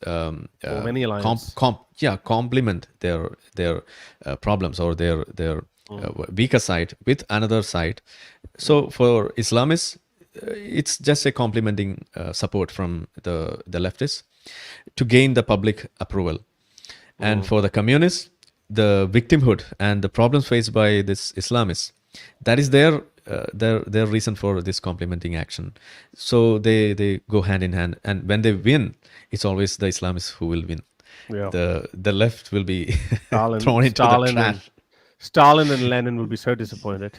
Yes, that's it. Critics argue that democracy is at risk due to the BJP's enticing MLAs from other parties. However, the strategy backfired, with 80% of these defectors losing in elections. Right. Okay. Wow. So they're actually those defectors lied as well. They lost. Yeah. Many such lies were exposed. Or these kind of arguments were exposed in this election, and starting from the EVM hacking, election rigging, then the UP, the state of UP, that's a state where BJP was having a strong hold, and for that same reason, they were dehumanized and they were called as what do you use that word, like cow dung people. That's how they were called. So because they were simply supporting the BJP, the right wing and all. But now the same UP people are the most enlightened people, because BJP lost there in this election. So overnight, or over just 4 years or 5 years, they have now become the most enlightened people. So in democracy, the people forget that the people have the option to choose to whom they should give the vote, and we should respect that, irrespective of the party. So the people forget that, especially the left wing forget that, and they dehumanize them, calling them bad names and accusing them of all sort of these this kind of filth. That's the language that they use. We cannot approve that. Yeah. Okay. Next question. I want an answer from you, because I've actually thought about this too. I initially supported these ex-Hindu atheists a lot, but now they hate me so much that I've just given up. I haven't declared war on them yet, but I've noticed a lot of them, they pick on me on Twitter. They block, some of them have blocked me, and I'm actually in one of the Telegram groups, and I still see that they still get upset with me, and I'm like, I don't check that often. But anyway, so the question is, Arif, do you think ex-Hindu atheists tend to dislike the BJP more, which makes sense, while ex-Muslims tend to support the BJP? I would say, so I think it might, because it concerns me as well, so I think I'll just quickly clarify my position, that I don't necessarily support the BJP. But I think I would say that I understand the tussle that's going on between the BJP and the left-leaning parties, including Congress. I think it's healthy for India, but I don't demonize. I don't buy most of the traditional arguments that have been propagated against the BJP. I don't buy them anymore. And again, I don't do live streams anymore, so I don't get to speak on these topics as much as I used to, because people from people from India would call in the show and then they would tell me something and I would give my opinion. But I just make one solo standout videos. That's why I just don't have time to do research on Indian issues. But what is your opinion on this about ex-Hindu atheists? Like, and is the ex-Hindu atheist movement is actually has it not already died, or like it never even got out of the it never really became anything? Is that true? It's just what is this? Like, a lot of people make fun of that. I don't want to make fun of them, but I'm just asking you. Okay. Well, I'll just make a statement to make it clear. Okay. So we all know that alcohol is injurious to health. Okay. I say that, and I work for that, and I stand by that, and I don't take alcohol. Okay, just for time being. Sometime. Now BJP comes, a person from BJP. They makes a policy. Just imagine, they makes a policy supporting or which stands against alcohol. Would you support that or not? Yeah, so we support BJP, or we support a policy that they are making based on its merit. It's not by any blind opposition or any blind kind of we use the word ant bhakts and ant virodh. That's what we use. You need not be blind supporter. Yeah, blind support. You need not be a blind supporter. You need not be a blind opposition. You can oppose based on its merit. You can support based on its merit. So I support BJP. But then they say, but then they say, Arif, that you are blinded by your hate because they try to do this. They try to send this this virtue signal that look, we hate, and you said it at the start that look, we I think Muslims are also the biggest victims of Islam. Muslims are innocent. It's Islam that's the problem. They say that you say that, but you don't believe in that because you're blinded by hate. That's why you're supporting BJP, because BJP is anti-Muslim. In fact, they are not. That's what I'm saying. That's what I think too. See, the best example would be to look into the state of Jammu and Kashmir. That's a state where you have majority Muslims. Most Muslims, yeah. And now you can see there, those people who were attacking Modi and the BJP and those people who were against them are now, adamant supporters. Okay, they never change. That's what we are seeing now. So why? Because they are enjoying. But is this because they also think that Islam is a much bigger problem than they initially thought, or they actually think that Modi is actually not Muslims, is not anti-Muslim? No, they are believers still. Why they are supporting BJP is because they could see a lie getting shattered in front of their eye. So the propaganda or the narrative in front of them was that the Modi ji or the BJP is trying to annihilate them, or they are trying to do some revengeful actions against the atrocities done by the Kashmiris against the Kashmiri Pandits. So these were the arguments that they were holding on to. And when they came into power and they abrogated this Article 370 and they were enjoying the freedom, and they could see the change in front of their eyes. So they were now they enjoying their free life. So that's a kind of change of their attitude towards this BJP is happening. That's one example. And another thing, we are not saying that everything that they do is right or we are supposed to support that. No, that's not what I'm saying. We have instances where we are opposing BJP. The kind of statements that were made by this Prime Minister Modi while this election campaign was going on, that went against a little bit overboard, and which was truly bigotry against Muslims. It could ignite that way. That was opposed. That was never entertained, or that was never appreciated from our part, at least my part. So we can call out things. Okay, we are not canceling anyone. We are just canceling, or we are just pinpointing to the statements, and this is wrong and this is right. This is what we are doing, and this is not done by the other people, especially the opposition. They just cancel out everything. So the most said argument now during this election is that the opposition stood for protecting the constitution. So that's what they were doing. And the most funniest part was the most number of amendments made onto this constitution was done by this Congress itself. So BJP has never done that. That's the most interesting part to that. So these people who are doing all these atrocities, who are doing all these things, they are accusing something which they are not doing, and they are creating a propaganda of lies which is getting shattered in front of the people. And that's the reason why the support for BJP is increasing. They are not able to prove what they are preaching. And for the ex-Hindus, what I've seen with them is that a trait of blind opposition is going on there. And that's what I don't buy from them. And of course, why we say ex-Muslim, it's not because we need a word like that, or we need to market ourselves like that. No, we are facing some problems within the religion, and we need to proclaim this. But ex-Hindu, that's what they used to say, that it's a useless title. I mean, no one says anything to them, but there might be some odd cases, but there's no state persecution of those who don't believe in Hinduism. Yeah. I had a word with them in one instant, and I asked them, if you ask me to show a country where it persecutes or which kills apostates just for leaving a religion, renouncing a religion is a crime, I can show you not just a country, I can show you a list of countries. 12. Yeah. They're all Muslim. Yeah. And I asked them in return, show me a country where a ex-Hindu will be executed. At least a fine of 100 rupees for leaving a religion. So when you say this and you try to sell yourself using this word, it has to comply with some of the definitions. That's not there.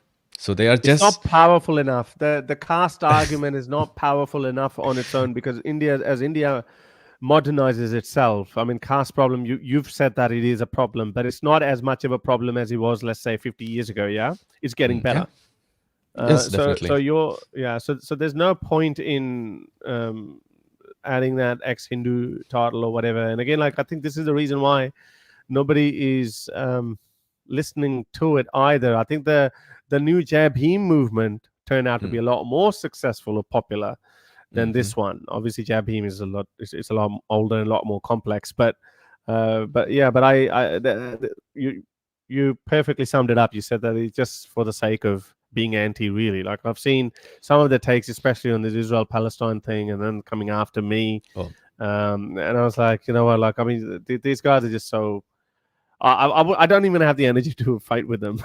Like, okay. See, if you need to stop them, I can lend you one of my flags. You can place it in your backdrop, because this is the only reason why I kept it there. Because see, we have a position and we have the reasons, and we have mentioned it multiple times. And still, if you want more, okay, we are ready to debate. You can come forward. So that's a statement with that flag. Yeah. I spoke with a lot of people on this issue, but other than emotional arguments, I got nothing from them. Whether they are ex-Muslims or people pretending to be ex-Muslims, ex-Hindus, whatever, these left-leaning Pakistanis, or what, they have no arguments. But yeah, see, one statement here is wrong. That is, ex-Muslim tend to support BJP. See, in my state, majority of ex-Muslims are against BJP. And they are, or I would say they are infected with this wokeism, and that's why they are silent. And you won't see another ex-Muslim vocal about these issues. They just keep silent, not just forget about this Israel-Palestine. They were even silent during this Mahsa Amini, that Iran hijab issue. Yeah. Really? Why? So do you think that our takes, like, I mean, for example, AP has taken this take, I have taken it, Amin Nawabi's taken it, you've taken this take. I don't know about ex-Muslim Sahil. What I think I don't know. I think he would have taken. He mostly stays away from. I think he would have stayed away from it. Yeah. So, but Yeah. you, me, and a couple of other ex-Muslims. I mean, I think the big ones have taken a very pro-Israel. And again, I don't even like to say that it's pro-Israel, because I am all for a two-state solution, which is a very. If you ask an Israeli, they hate me for saying that.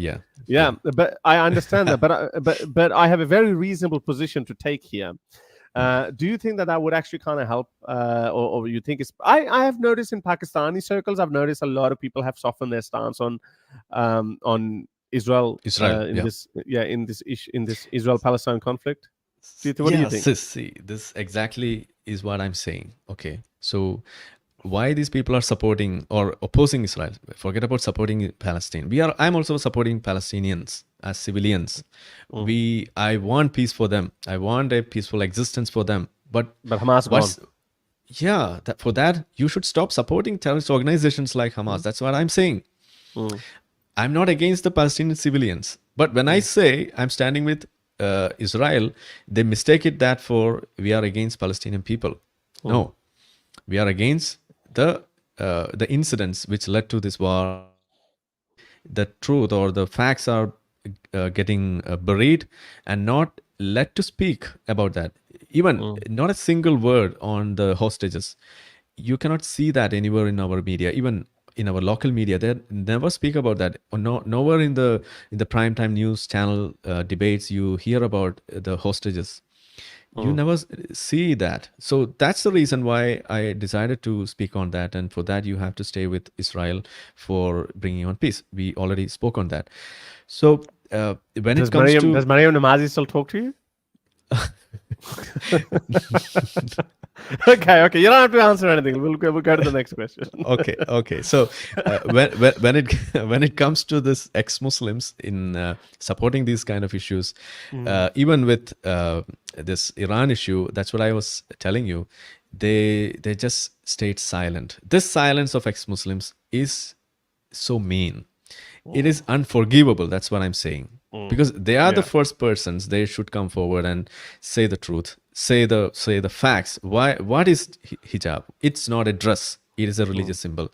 This is the simple statement that we should make. They are not saying that. It reduces women to sexual objects. That's all it is. If you have it, then you are guarding your chastity. If you don't have it, then you can be molested or harassed or whatever. That's what they say. And these leftists, they facilitate. They don't buy it. Yeah. No. They just pretend that they know Islam and the Muslims more than us. It's the same statement that made by that UAE minister. Yes, exactly.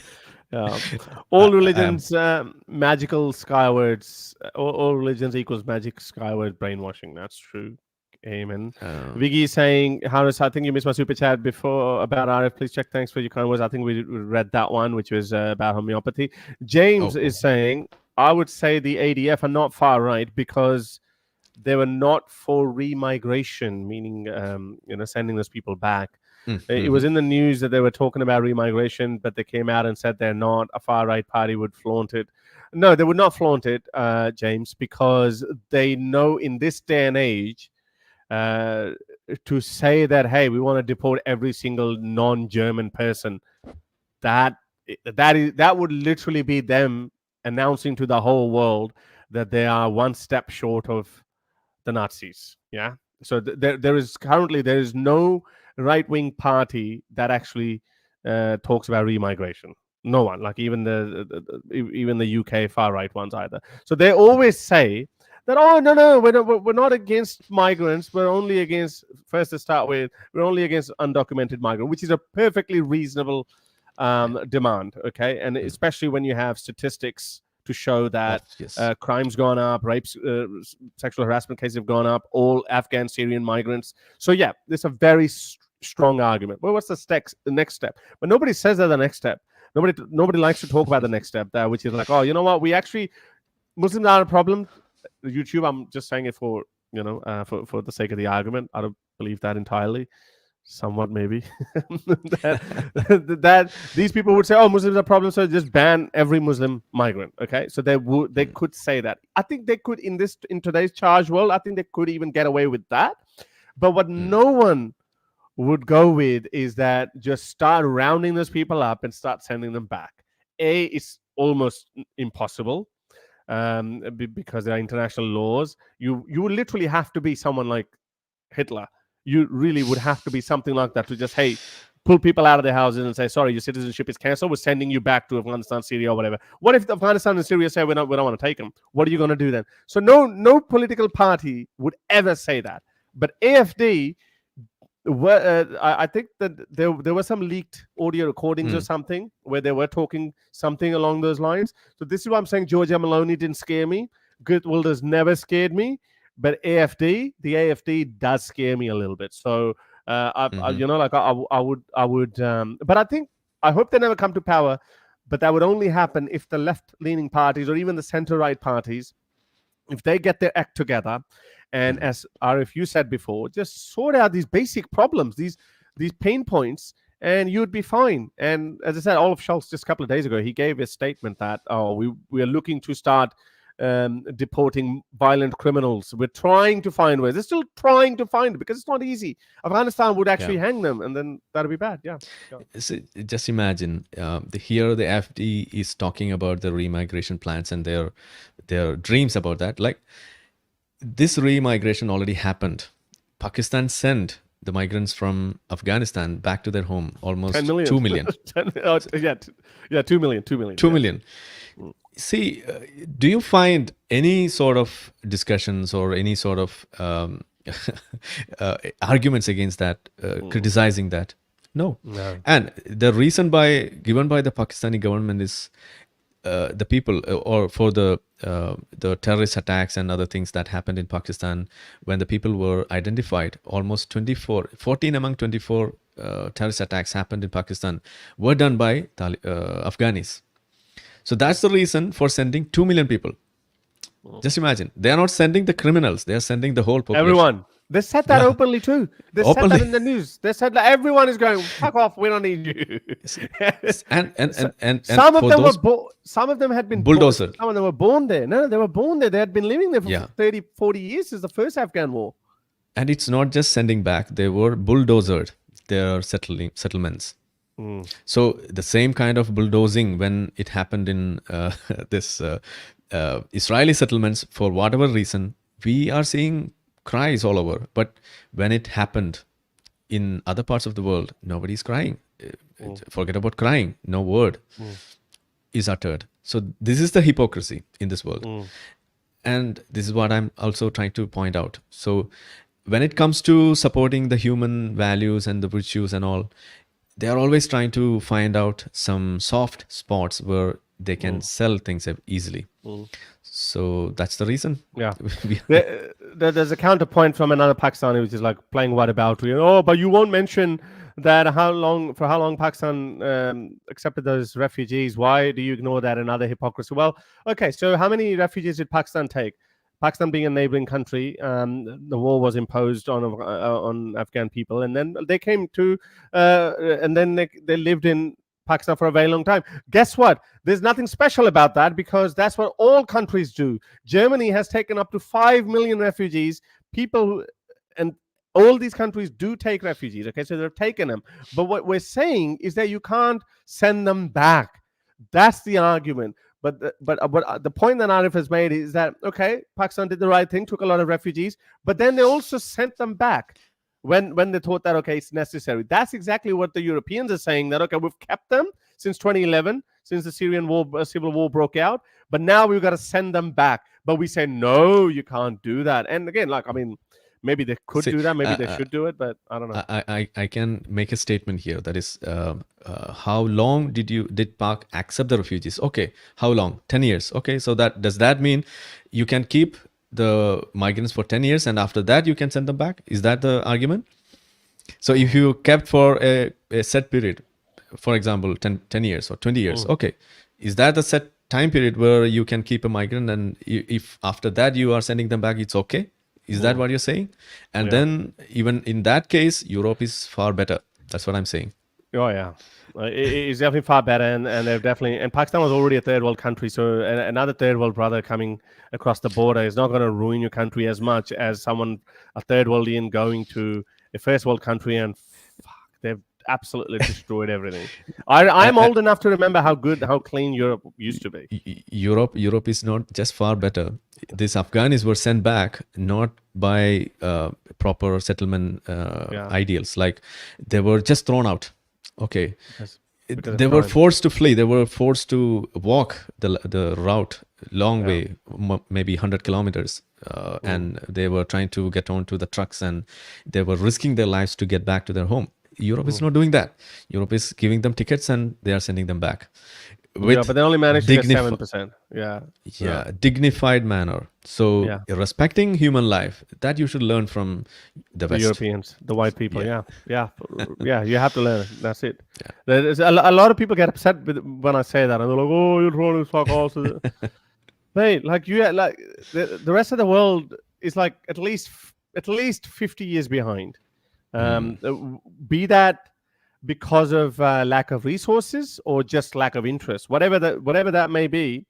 When it comes to protecting human dignity, human life, and respect for human life, the whole world should learn from the West, from Western countries. Okay, we're just going to quickly go through these super chats. It is always the left that ushers in Islamic takeover. Shortly after, the left is the first to get on. That's true. Biggie saying, sorry, Harris, ignore my previous super chat. Already done. Our brother from Israel is saying, I don't agree about the two-state solution, but I appreciate you both. Thanks for the support from Israel, Arif. Is that a Jewish Hanukkah behind you? Really? Yeah, absolutely. That's it. Right. Okay. I'm full prepared. You are full-on Zionist, bro. Now I know why your subscription went through the roof. Okay. One word for Jabim. By the way, before I go into that, a lot of people actually say, some idiots, like they just throw everything at you. Oh, you've taken pro-Israel stance because you wanted Jewish supporters. Do you know how many how many Jews are there in the world? Like, I just showed you my demography, I mean, even if I become really, really popular in Israel, on a larger scale, it's a tiny population. But people will throw anything. You will never reach 1 million. Yeah, exactly. I would never reach 1 million. I would have to kiss a lot of Jewish ass. Even then, I wouldn't get there. One word for Jabhim. They celebrate Manusmriti Burning Day, but when someone burns an Ambedkar cartoon, they face an FIR. Is that true? I don't think so. Okay. Yeah. Do Jabhim people get upset about Ambedkar? About disrespecting Ambedkar? They celebrate Manusmriti Burning Day. Okay. But when someone burns an Ambedkar cartoon, they face an FIR. Okay. Maybe they get upset. I haven't faced such an issue here. Maybe that's maybe some rare occasions. Okay. All right, because guys. Ambedkar is a great national icon. So people, if you burn, I love Ambedkar. Gandhi. If you burn a Gandhi's face, you will face some issues because that's not the right way. Yeah. Yeah, and also that's another point. I just didn't have the numbers, so that's why I didn't say it. I'm not sure if it's 33 billion. It's all for the refugees. I don't think the number is that big, but there's a substantial amount of money that Pakistan has been taking from the West and the European Union as a just to look after them, basically. But I don't know how much is that money. I don't think it's 33 billion. I think the total Western aid to Pakistan after 2001 to 2010 or 11, I think it was only around about $10 billion all up. So I don't think it was all for the refugees. But still, Pakistan will take anything. Always short of cash. All right, folks, that was it. We were gonna do it for about an hour and a half, but there was so much to cover. Arif, thank you very much for coming in. It's 2 hours. Yeah, and thanks for sharing your thoughts. And obviously, guys, you can, as I said before, Arif. It's the third biggest YouTube channel for an ex-Muslim. You can go and subscribe, but I don't know. I think most of your content is in Malayalam. I have an English playlist there. Yeah, playlist. Oh yeah, playlist. Okay. Yeah. So you have a playlist here. Okay, so there you go. You can go and watch some of his English streams. And videos. You could probably. I'll pin it on my channel because most people are now ready to listen to me for this, and I will pin that the English playlist. I hope a lot of I hope people come and benefit from your wise words. And thank you very much for coming. Is there anything you want to say? Not in anything in particular, but thank you so much for this this kind of collaboration, because this is, in fact, I was behind you for getting an interview, and you always it's not me. That. Like, I am so lazy. I forgot to mention. Okay, so and I actually sent you the message this time myself on my own. You didn't message me at all. Yeah. Arif, because I was traveling every time when you would message me. I know. I'm just lazy, and I'm like, shh. And then I remembered last week. I was like, Arif, I need to get you on my channel. And then you said, yeah, of course. And I'm really sorry. That actually says that how lazy I am. I am so lazy when it comes to interviewing. But again, I end up enjoying these conversations. With great power comes with great responsibility. So so we ex-Muslims have a lot of things to do in this world. So that's what motivates me. So let's do things. And thank you so much for this opportunity. Like, collaborative discussions gives more insights into various subjects, like especially India, Pakistan, and all other subjects like that. So thank you so much. Absolutely. All right, folks, this is it. I will come back, I don't know when, next time, but I'll keep uploading normal videos. And hopefully very soon. Until next time, ta-da.